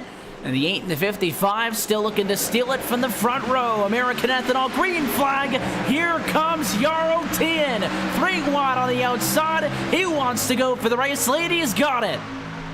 They're 3 and 4 stacked up behind. Chalmers in the middle. Where did Bergeron come from? He gets into it with Schoenberg, and we're going to stack him up at a 2. Schoenberg's going to be the one that goes around in front of the field, and there they go on the back straightaway. Schoenberg somehow ends up keeping it rolling in the right direction, but it was the 78 Machida Challenger who got into his back end. I was surprised we were still good up until that point, but you're talking about 4 wide, almost looking like that all-star package that we saw over the weekend with the Monster Energy NASCAR Cup Series all-star. 3-4 wide into the quarter. I think as soon as Tien got clear, he breathed a sigh of relief, because I don't think anybody thought they were going to make it through that quarter with that many cars packed in there. Yeah, I think you're right about that one. And we're going to get another stack up here. Unfortunately, lose a bunch of cars. 3 Jarl Tien's going to cycle into the race lead. Adam Gilliland somehow still escapes. He's going to be rolling off second, I think. Matt Busa, Nick Shelton, and Bobby Zielinski somehow comes up in a third. Are all cars still rolling after that incident, or are we going to finally send some down towards the garage after that big one? Did anybody actually end up into the wall? I think the 36 might have backed it into the fence, but again, there were so many cars, Tim, involved in that wreck that they all kind of protected each other. They just all got stuck in one big pile of sheet metal and eventually ran out of speed that they quit wrecking, and they just started to turn those cars around. Definitely the biggest accident we've seen on the night, but for Schoenberg being sideways in front of everybody, I'm shocked that that car is still running and scored in P6. And you look at the car in front of it, Alex Bergeron, the car that went on the outside and made that daring move, and those two cars mutually met and came together. He's scored in position number 5, so I know Randy mentioned Adam Gilliland up in front, and he had the control of the restart, his prerogative, whatever you want to go with, but now you have Adam on the outside of row number 1. You're going to have Brian Schoenberg on the outside of row number 3 with a damaged race car. On the inside is going to be Alex Bergeron, so when you look at the grand scheme of things, Jarl Tien, with a fairly relatively clean race car, is going to lead this thing to green. You're going to have Matt Busa and Nick Shelton in positions number 3 and 4. Shelton's going to be stuck in behind Adam Gilliland. We might see a couple of more 3 and 4 wide moves. This is going to be exciting. I can't wait to see this restart. Yeah, we try it again, and that's the way that these things tend to go. You get a wreck, you do it again, and again, there's no reason to suspect that things would change the next time you do it, because now instead of talking about a restart with 12 to go, we're going to be talking about a restart as the lights stay on top of the pace car with probably 7 laps to go by the time we get back to it. And I think we kind of look silly now comparing 167 to 200 laps, because we're now talking about 2 completely different races in these last 20 or so laps. Yeah, it's a different sort of race here with the lights stay on the pace cars, so we're going to be going around another time here as we get closer to that 200 marker, and it's still a big question about where everyone is, because you still have that damaged car of Gilliland, who has been slow on the restarts on the outside of that front row, and that's the, Tim just mentioned it. Going to be a big curveball here. Bergeron in 5th with a car that's pretty much been destroyed. 55er Brian Schoenberg as well. I don't think we go another lap under green here on this next restart. I think we're likely going to get another 3 to 4 wide moment. We probably don't make it off of 2. We wait to see just how many laps are going to be left. I think the big thing is now Jarl Tien's in a fantastic position. Don't count out Matt Busa, because he'll be behind the 3 car and with a very good opportunity to go through. I don't see Adam Gilliland being anywhere near as fast as this 3 machine is, Tim, so Tien's move at the outside could prove to be the critical race winner in this one. I think Gilliland may just kind of simmer back on the outside, and that 34 car is going to be the closest challenger to Jarl Tien, who, if you look at who's been up here all night, I think the 3 is in a great spot to take this one. Lights out on top of the pace car. We will complete 193 laps this time by, so 7 more laps. That does mean that we still have the opportunity for another restart if there's a quick incident.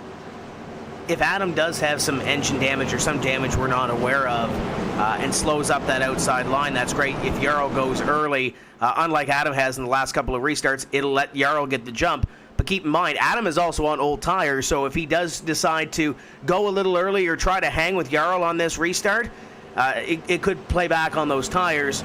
Jarl is in a very good position, so is Matt Busa, and if Nick Shelton can try to find his way around, I think the 12 car, out of those top 5, I think that 12 car probably has the best race car, but he might not have the best track position right now, Evan.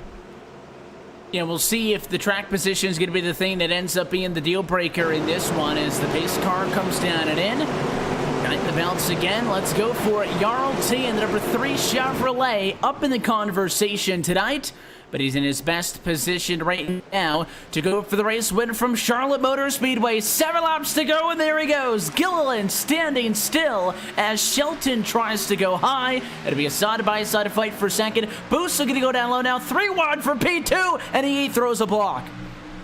It's a good move there from Gilliland to defend the bottom. I thought he wasn't going to, but look at how far pace he is. He's going to get sent up into the outside wall. We're stacking him up again off of corner number 2. That was the 0-2 of Bergeron involved. This is what I was talking about. That 8 machine that far off pace going to cause a stack up through the start-finish line on the restart and then through corners number 1 and 2 as well. And that number 8 at Gilliland is going to go from first down to worst after that big incident.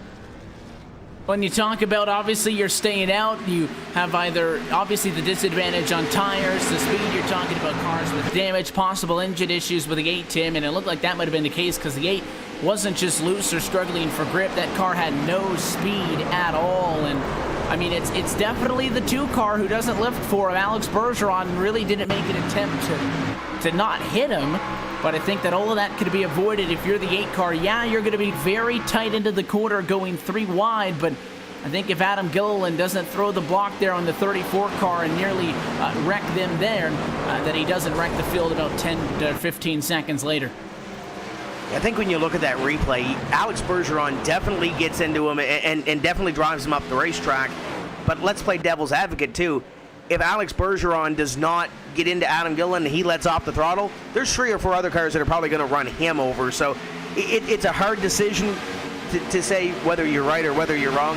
You look at this restart here. Busa tries to get to the inside, and he goes up to the outside line, and there's Bergeron right there. Obviously, these drivers have spotters, but if he lets up, Zach Novak's probably going to pile right into the back of him.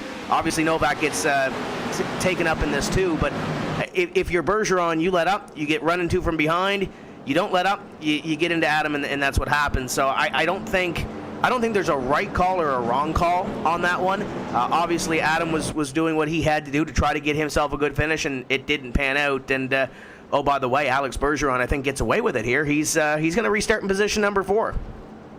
And you look at a lot of the recent incidents, and really we were talking about the last 20, 25 laps or so, Randy. This yellow comes out in time where we will have another restart. There's tough incidents, and then there's stupid incidents, and I think that one was the latter. I really think so. I think the last 3 restarts, like I said, I think the 8 and the 55, I don't think there's any way they win the race without hoping the entire field stacks up because they were so off pace on the restarts. It's something that people have done in the past, and sure, fair enough to them, I guess, trying to win the race, but I'd say a little sportsmanship goes a long way, and I think the 8 and the 55 didn't show very much of it, not much class either.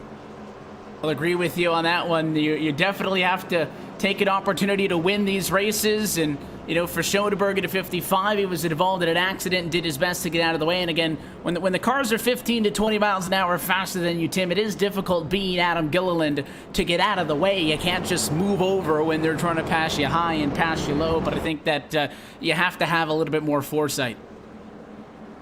Yeah, it could go one of either way. Obviously, Adam's trying to get out there. He's had a dismal season as it is. He's trying to get out there and salvage what he can. Obviously, old tires, probably some damage somewhere that we're not aware of with that race car, and we saw it there on that restart. Alex Bergeron, he's trying to win himself his first NASCAR Peak Antifreeze iRacing Series race, and albeit that car looks a little worse for wear, as you see it on your screen on the outside there of what would be row number 2. Jarl is looking for his first win in this series as well. Had some issues earlier in the season, was sat for a race, and now he's up in front. But I said earlier, Nick Shelton probably has the best race car but doesn't have the best track position. He's on the outside of row number 1, albeit he's not going to have a whole lot of time to get anything done. But I think he might have just a little bit better race car than that 3. The 3 obviously is going to control this restart. Busa's up there. Zielinski is in 5th. Michael Guest. He's been chomping at the bit on these races and trying to get a good finish. And right now in position number 6, Ray Alfala is there. Logan Clampett is there, albeit some of these drivers do have damage. This is it. As you mentioned, Evan, this is going to be the final restart. We'll see who comes out at the end, but I like those 2 up in front right now. Well, I understand that, you know, if we break things down in an analysis of what's happening is a little bit more maybe exciting if we have differing opinions, but I completely agreed with Randy on that incident. I completely agree with you when we're talking about Jarl Tien and Nicholas Shelton. The 3 is in his best position to get a win. This NASCAR PEAK Antifreeze iRacing series, but that 12 has had that pop out of the gate. He's gone to the outside 3 wide a couple of times. Tien did the same thing, to be fair. Went 3 wide past first and second and went to the race lead. Those cars were significantly slower, though. I think that Shelton's going to give Tien more of a hard time than Busa might be able to from third. Again, this is still very much anybody's race. It's all going to depend on how good you get going on the restart, because this right here is going to make or break your race. The slow cars have cleared out of the way. We're going to have 2 laps left to go from the Charlotte Motor Speedway in the NASCAR PEAK Antifreeze iRacing series. Jarl Tien looking for win number 1 brings us to the green flag. 2 drivers going for the first win in this series. I think if we go green to lap number 200, that 12 car has a really good shot. He was really, really fast late in this race as they work the corners number 1 and 2, 3 wide deep in the pack, but we need to maintain focus for this lead. The 12 has a bit of a run as they work down the back straightaway in towards 3 and 4. The gap comes down, but who is going to get it? 2 drivers compete for the first win. 12 machine coming off the corner, continues to close. White flag at the starter stand, and Shelton looks low. Shelton going to go to the inside of the racetrack. Jarl Tien does not go down the block, side by side for the race win at Charlotte on the white flag lap. Both these drivers looking for their first career wins in a NASCAR PEAK Antifreeze iRacing series, but Tien likes to run off of the quarter. He's got 3 car lengths, 3/4 of a car length, should say, to 3 and 4. Here comes Shelton, side by side. It's going to be a drag race to the start-finish line, and on the inside of the racetrack, Nicholas Shelton, yes sir, 7/1000ths of a second, steals it on the white flag lap from Charlotte. And you look at that move, Nick Shelton drove it in deep. He didn't use up Jarl Tien. He didn't put him in the fence. He drove in as deep as he needed to take away the victory. Lots of respect there between those two. It was going to happen at some point. Nick Shelton has come close a few times in this series so far this year, and he's finally going to go to victory lane. And that could have very easily, as you see the fireworks above the Charlotte Motor Speedway, so close that time off of the quarter, Randy, they could have easily started beating and banging into each other, took each other out, and just wrecked it across the line. And Jarl Tien made his decision. He saw the 12 coming, and he didn't block. He stayed up top. He wanted that run off of turn 4, coming to the checkered flag. Had that about 3/4 of a car length advantage into the final turn, but the 12 was so good off, and it's a tip of the hat to both of those drivers for coming across the start-finish line clean and a fantastic photo finish. Unfortunately for Tien, so close, yet so far, the only driver celebrating on the front straightaway is your race winner, Nicholas Shelton.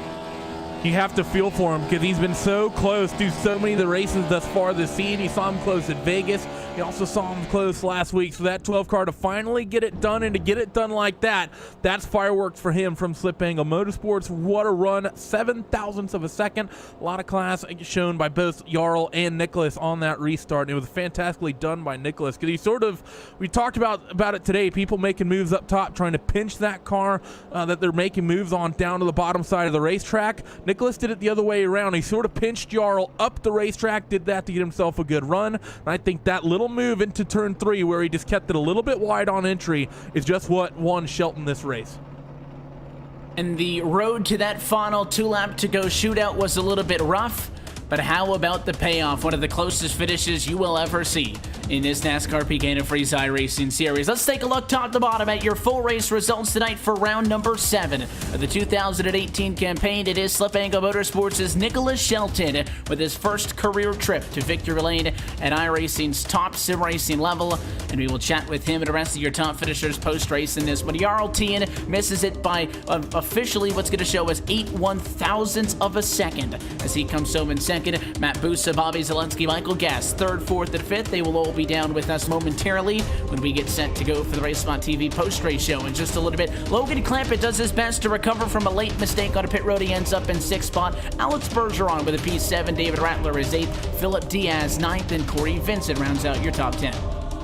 Taylor Hurst going to find himself just outside the top 10 in 11th. There's Ray Alfala, had some damage in one of those incidents, comes home in position number 12. Jake Sturgis, Colton Davis had a top 10 run going in the middle portion of this race, comes home 14th with Nick Ottinger in 15th. Andrew Fayash III, Casey Tucker, Blake Reynolds, Ryan Lowe was in the top 10 for a while at the end, finishes 19th, and Marcus Richardson top 20. I know there's one viewing party that's sad to see the 5 of Michael Connie down in 21st. Joe Lottarello, 22nd. Casey Kerwin, 23rd. Chris Shearburn, 24th. Kristen Challoner, your pole sitter, ends up 25th. Brandon Pittgrass, he had some big incidents tonight, didn't he? He ends up 26th. Jimmy Mullis, 27th. Chris Overland, 28th. Adam Gilliland, tries the might, he ends up 29th. Keegan Lee at one point seemed dominant. He comes home 30th with Brad Davies, Zach Novak, Nolan Scott, and Brian Schoenberg rounding out the 34-car field.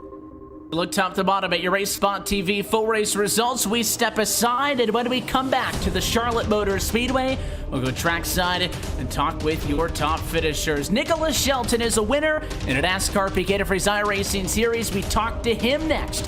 You're watching RaceSpot TV and iRacing Live. Section PU 402, row 41. Jimmy Johnson, the fastest gun in the West. Section 104, row 4. Blaney out of the first win. Section 25, row 3. What a year for Bubba. Section O, row 25. Keselowski's gonna win at Talladega. Section 156, row 4. Kurt Busch to the lead on the backstretch. Section 233, row 1. Martin Truex Jr. wins. You get a seat, but we doubt you'll ever use it. Grab your seats at NASCAR.com/tickets today.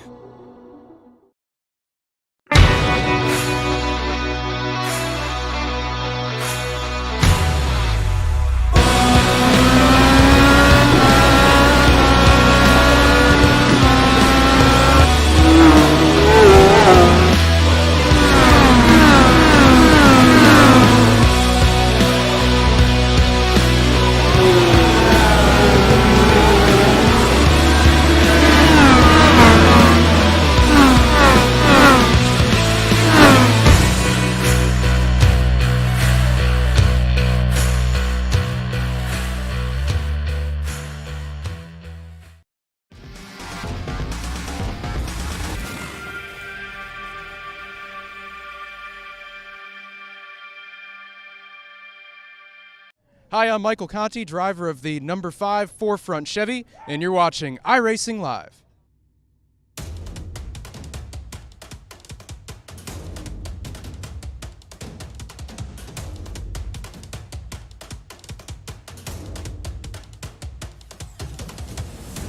And welcome back live to the virtual Charlotte Motor Speedway. RaceSpot TV's coverage of the 2018 NASCAR Peak Antifreeze iRacing Series, continuing tonight with round 7 on the 2018 campaign. And what a finish it was.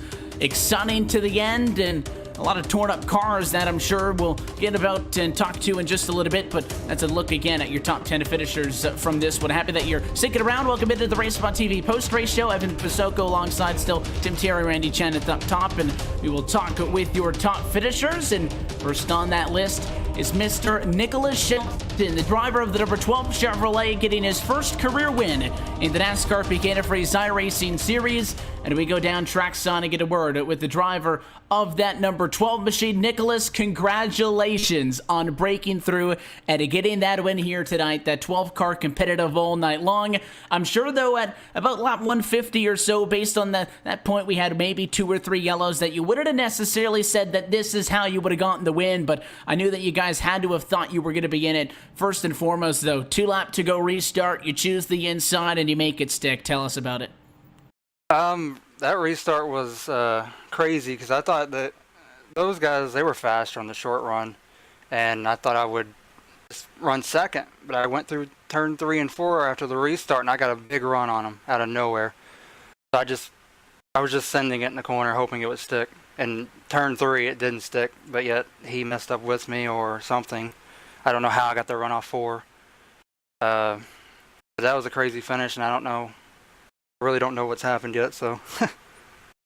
I'm sure you'll have a little bit of time to first process it and then celebrate it. But again, you were up in this race all night long. You started in 3rd position and never really had some of the big mistakes like we saw the likes of Challoner and Clampett have that really dropped them back in this one. And this race was very calm. We went through 3/4 of the way where every single car who started this race was still on the lead lap, and then everybody lost their minds late. Tell us about trying to navigate those tricky final 30 or so. I really don't know how we navigated it. It was just chaos. There was people everywhere. I don't know. Everybody was driving crazy, so you just had to survive and hope you were there for the finish, and somehow we did. Obviously, you knew that when some of those drivers stayed out that they were going to be significantly slower than everybody else. Not the first time that we've seen somebody go from, way in the back and try to steal one to maybe run a couple of yellows out to the end, of course. Then there was a question of everybody was good on fuel. You guys got that with a yellow at 50 to go, but everybody wanted to come in and get tires as well. How did you formulate your decision? And, obviously it worked out to be the right one. Yeah, we went, I don't know how many laps it was, maybe 4 or 5. I really don't remember. But the tires fall off so fast at the beginning of the run that if you stay out, you just get run over. And that's what happened to those guys, and that's why they crashed or were around the wrecks at least. And so I knew that we needed tires to even have a shot at a good finish, so we pitted. To break through, not only to get the win in this fantastic style as you did here tonight, one of the closer finishes in the history of this NASCAR Peak Antifreeze iRacing series, but just to be able to break through in general and get that win. How does that feel? I know that, like you said, you haven't had much time to think about it, but you've gotten a win and in dramatic fashion at the top level of sim racing. Yeah, it's great. I'm excited about it. Hopefully it's the first of many, and hopefully, I hope it we keep the momentum going. You definitely have had a good season up until this point. You came in tonight top 5 of the championship. A win is definitely going to help that, so you'll stay right back up in the mix of the drivers who are in that playoff picture. We mentioned coming into this race that this is the halfway point of the regular season. 6 were done before tonight, 6 races to go after tonight in the regular season. How do you build upon this and really just keep doing what you guys have been doing to be there come playoff time? We just need to... we're going to have a new build come out, and hopefully we can get a hold of that real quick so we can be can have fast cars, and we can run up front, put ourselves in position to win. That's really all it is if you have a fast car, you just put yourself in that spot to get it done every week. That's what we're trying to do. Let's say it was a tough one for tonight as well. Longest race on the year, and you just get the win, and we're already asking you about next week, Michigan in 2 weeks' time. How do you guys go into there? And again, not necessarily go in looking to go back-to-back. It would be fantastic, and we've seen a couple of times in this series past, somebody gets a win, and they get that little bit of extra confidence, and they knock off a few. But like I mentioned, you guys have been doing everything you needed to do up until this point. How do you not let this change that, and you kind of treat that one as a normal race, maybe not overthink it? Really not sure yet. I guess you just go in it and look at it as a race, and you don't overthink it, and you just do your job and then run the race and hope everything goes well for you. I don't know how else to look at it, really. I think if you guys go in there and, again, do what you've been doing, you're going to have success. You came into this one, you took advantage of the opportunities given to you at the end, and you're a winner in the NASCAR Peak Antifreeze iRacing Series. Nicholas, anybody down on the team and sponsors, all those folks that you want to say hi to? Well, I'd like to thank my teammates for working on the car and getting it good. I'd like to thank my sponsor, Ford Entertainment Group, for sponsoring me. And since I won, they have a budget PC. It's going to be $475 this week in honor of my win. And I'd like to thank Jaws Graphics for the paint, and pretty much it.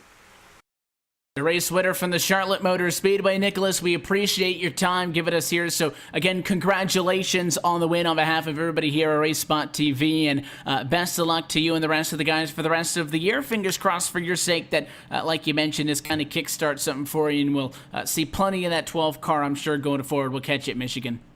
Thanks.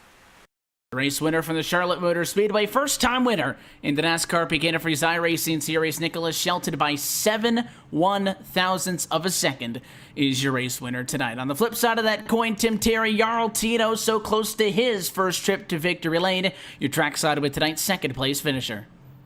Yeah, over here with Jarl Tien, and Jarl, you've had a couple of moments to really digest what has gone on. Has it sunk in yet? Obviously not the result that you wanted, but oh so close. Yeah, it was really close there at the end, but I'm fairly happy with second place. Considering all the ups and downs that I had during the race, I think second place was fine. I had a pretty bad restart there at the end, so I think I could have had the win had I gone a little earlier, but pretty happy with second. You have to be happy with second. You mentioned the race itself, but especially the season as a whole. Season really hasn't gone well for you. How much is this of a momentum boost to really turn this thing around? Considering the lack of practice I've done, I think knowing I can increase my number of hours on practice, I think I can easily turn it around. I'm hoping for a new build change soon, which would help our team a lot. Motivation would bring a lot to that. But overall, yeah, I think this might be the season change. So now goal-wise, we're halfway towards that cutoff for the playoffs. I know you've got some work to do, but what would be your goal right now after these races heading into towards the end of the season? Overall in the standings, I don't really know, but my goal is just race by race, maybe a couple top 10s, top 5s, if I can do so. Top 10s would be easily reachable goal. Just got to stay alive. You could see at the end of the race there, it got pretty hectic, so it's all about survival at this point. First time we've seen this car in the top 5 all season long. Who's on the quarter panels of this race car? Who helps you get to the virtual racetrack? Yeah, I got to thank all the sponsors, V-Racing, SimLab, and SimiCube, and also thanks to NX Racing. Thanks to Justin Gruner for being a good friend, Simon Cattell for spotting us tonight, and Ashton Crowder and Dave Siltman for the setup. Thanks to all of them. Jarl Tien hoping to turn his season around here, position at number 2 here this evening at the Charlotte Motor Speedway. I believe Randy's caught up with our third place finisher. Had a strong run here this evening after coming from 33rd, Matt Busa. Yeah, I'm stood by with Mr. Matt Busa. Matt, it was a good run for you in that number 34 car. I think one of the better, probably the best run for you this season. How's that Radicals car tonight over the long green flag runs we had in the early goings? Yeah, early on, I wasn't too sure about what I would have for this race, and then pretty quickly I found out it would be a top 10 car, at least I thought. I started, I believe, last or second to last, messed up in qualifying, and got up to around 15th the first round, I believe, and then when the caution started, I had worked my way into the top 5, and then towards the end there, it just got crazy. You had different strategies. You had a clown in the O2, kept jumping the starts. That made it pretty interesting, and somehow survived all that barely. And congrats to Shelton too. I've known him for a long time. Used to be on a team with him for a while. He's a great guy, and awesome to see him win that. Now, mentioning those late race restarts, and you mentioned, maybe one driver jumping the starts. I know you're more than experienced in this series, and I know that sometimes the races dwindle down to that. Do you like it when the races turn into those sort of phases where you got a bunch of damaged cars out in front trying to somehow kind of joker their way into a win, people doing some crazy things as well, and the restarts is only a few laps left to go? Or what's your kind of opinion on those situations when they end up panning out? I mean, I definitely prefer like a caution-free race. Just go green, start to finish, but it kind of depends on the situation you're in. And that one, I was kind of hoping for cautions, just like a few weeks ago at Richmond when I had the lead there. But Ray was on fresher tires. I needed the late yellow and didn't get it. And tonight I got the yellows to solidify a good finish. But yeah, I mean, the restarts shouldn't be, that was pretty bad, but I don't know, some guys can just make it worse for all of us, but it is what it is. We'll move on to the next race and hope for another good finish. Well, season best finish for that number 34. Who gets it done for you, Matt?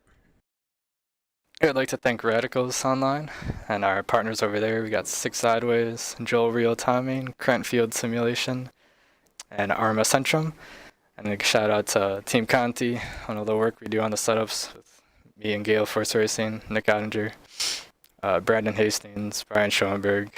Shout out to Brad Davies for helping out again, and Caleb Eisenhower for spotting me this race and helping me through the chaos at the end. There he is, driver of that number 34 car who rounds out the top 3 tonight, but stood by with your 4th place finisher. Number 83 of Bobby Zielinski stood by with Tim Terry, and he finally gets himself a nice top 5 finish after some up and down weeks in the last 2 to 3 races, Tim.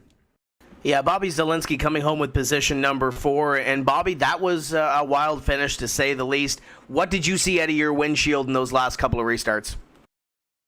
Well, I guess on the last lap I was probably paying too much attention to my teammate going for the win, and maybe distracted me to get third from Busa, but I was just trying to survive because there was people on no tires, 2 tires, just trying to find myself in the right position, and we missed 2 wrecks really close, so it was just kind of just stick to your line and go with your gut, and whatever happens, happens. We had some drivers near the top of the standings have some subpar runs per se. I know Ray finished just outside the top 10. Keegan had some issues, but it seems like you're going about this obviously first top 5 of the season, but you're sitting 3rd in the point standings. You have to be happy with where you are right now after Charlotte. Yeah, I'm pretty happy. 4th, finally got a top 5 this year. And I had some contact with a teammate in the race, and that made me pretty sad that happened. Never want to get into anything with your teammate. So, but I was just glad to kind of miss everything, get 4th. We're pretty fast. I'd say top 10 car for sure, but I was kind of lacking pace against teammates today.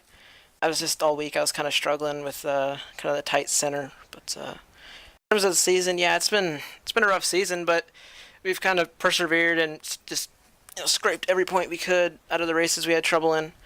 And tonight we kept it pretty clean, and we got a top 5, so I'm really happy about it. Our next event takes us to the Michigan International Speedway. What do we expect as fans going into that race in a few weeks' time? Well, I don't even know exactly what to expect because we have a new build on iRacing in June that could change a lot with how the cars drive and the cars are set up, which would throw a huge, wrench and everything if it changes dramatically, where you could see guys running up front that you haven't seen run up front this year, and it's going to change everything if that happens. But if we're staying on the current build that we are now, we'll probably see a really similar race to tonight. I think everyone's kind of catching up to Keegan and just his speed he's had over this year. I think everyone was a lot closer to him this race. There's more teams up there, so I think you're starting to see everyone kind of close in on setup speed and figure it out. So it should be another really close race at Michigan, I'm guessing. First time that we've seen you in the top 5 all season. Who do you got in the side of this race car that makes it happen each week? Yeah, big thanks obviously to the main sponsor on the car, Virtual Racing School. You can go there for data packs, coaching, all the good stuff. Supporting me, Ray, and Keegan Leahy on our cars this year, and we're all coaches over there. So if you're ever into that kind of coaching stuff and learning how top sim racers drive on the oval side or the road side, check out Virtual Racing School. And obviously I got a couple more sponsors in the car: United Western Industries, New Age Metal Finishing, Infinite Creative Solutions, who I haven't got to thank this year for making this beautiful car. Thank you to them, obviously, and shout out to everyone at Sliplingo Motorsports. Bobby Zielinski coming home with his first top 5 of the season and currently sitting 3rd in the point standings before the drop after 7 events. Your 5th place finisher is a driver that records a second top 5 of the season. Michael Guest is standing by with Randy. Yeah, I'm stood by with Michael. Michael, you had a couple good runs early in the season, but late, or kind of through the middle couple races we've had, things not gone super great for you. Finally be able to bounce back with a top 5. That 54 car seemed pretty decent most of the night, but the strategy and sort of the pandemonium at the end, I think, really helped you out. Yeah, the first run I wasn't too good, and I fell back to about 30th. The car was really tight with the cold weather, and after we were able to make some adjustments, I was able to get through the field. It felt pretty good, and especially with the long runs we were having, I was able to start passing people left and right. And eventually I got up to about the top 10 or so. And yeah, with those crazy wrecks happening at the end, it definitely benefited me. I got some damage through both wrecks at the end, but luckily it didn't kill me, and I was able to finish it out with the top 5. Now, next week, we're going to one of 2 for Kyle Larson's in his home in terms of those 2-mile speedways in Michigan. How you feeling going up there to the northeast part of the United States? You comfortable on the big 2-mile super speedway, or what's your kind of take going into that one? Well, we struggled a little bit at Auto Club, but hopefully we're able to turn that around. We've got we're working with the Dead Zone guys now, so hopefully we'll have something pretty good for there. Thank you for joining us, Michael. Who gets it done for you on that 54? Yeah, of course, Nexus and Nathan Lyon, Houston Hammer and the Dead Zone guys, JDR Graphics, LSR TV, and you guys for broadcasting, of course. Well, there he is, number 54, Michael Guest. Strong 5th place finish for, I believe, the 2nd time to this season, Evan, and I think he's likely happy with that. Most certainly going to be happy with the top 5 results. I mean, you look at the way that the end of this race wrapped up, there's drivers who probably deserve top 5s that don't get it, so I think anybody going to be happy to survive this one. Here's an updated look at our championship standings now through 7 races of this 2018 NASCAR Peak Antifreeze iRacing Series campaign. And Randy, you look at Alfala at the top of the board. Obviously, this win for your race winner, Nicholas Shelton, going to help him out. He'll jump from 5th to 4th, but the end objective, be on that list. 6 more races to go on the regular season before we go playoff racing, and you are running out of mistakes or off nights, per se, to stay up in that conversation. If your name's not already there, you got to get to it now. Yeah, it definitely is. I mean, think about the 2 of Ray Alfala. He kind of had a mediocre night, ending up 12th. I mean, well, I won't say it was mediocre. He looked like a car that could win at one point, but just didn't quite have things go his way with all those late race restarts. He could have potentially had a bigger points lead than he currently does. Keegan Lay, you also have to think about him. Instead of coming away with a race win, he gets buried deep down the field after some things don't go his way. Bobby Zielinski, I think, is the first driver that can kind of feel happy about this one. He made up a lot of points tonight with that 5th place finish. You also have to think of a couple other names. Ryan Michael Luza, being MIA a 2nd night in a row, 2nd race in a row, he's still in that top 10. You know, he's going to be happy with that. A couple other names to think about. Michael Connie had a good run early, ended up throwing away. And also Logan Clampett, who very early on seemed to be in very bad position, be well down the field. Somehow he avoids all that trouble, comes home 6th. This race may have defined sort of the second kind of half of this regular point of the championship in a lot of ways for these guys. And that's, for some of them, that's a good thing. Others, it might be a bad thing.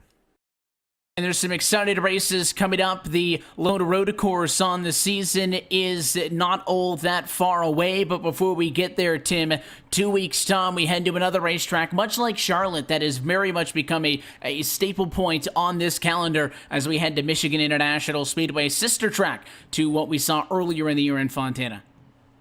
But Bobby Zielinski said it, there's a new build coming up, and that could very well change the car, could very well change what it handles like around that racetrack. And we've seen Fontana already this season. We'll see what happens at Michigan. You mentioned Sonoma and a couple of others that will come up throughout the year, Chicagoland as well, and then you get a little bit closer towards that playoff cutoff. Guys like Christian Challenger just outside that top 10 graphic, sitting in 11th after that. The night that he had started up front and fell back, and there's going to be some comers and goers. I don't think you can count out some guys. David Rattler had a great run tonight. He's back in 15th place in points, so the championship picture the playoff picture is far from over. We've still got a lot of things to decide over the summer stretch.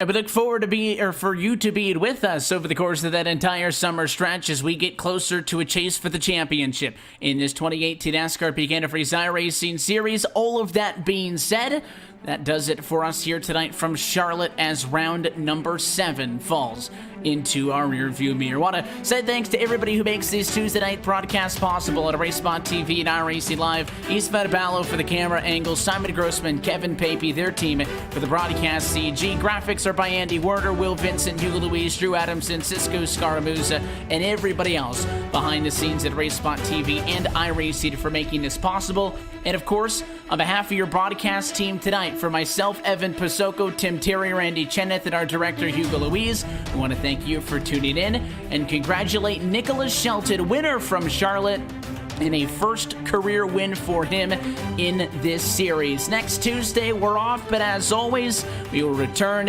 in 2 weeks' time on Tuesday, June the 12th from the Michigan International Speedway. That race and every race of the 2018 NASCAR Peak Antifreeze iRacing Series can be found right here on RaceSpot TV and iRacing Live. Until next time, good night from Charlotte.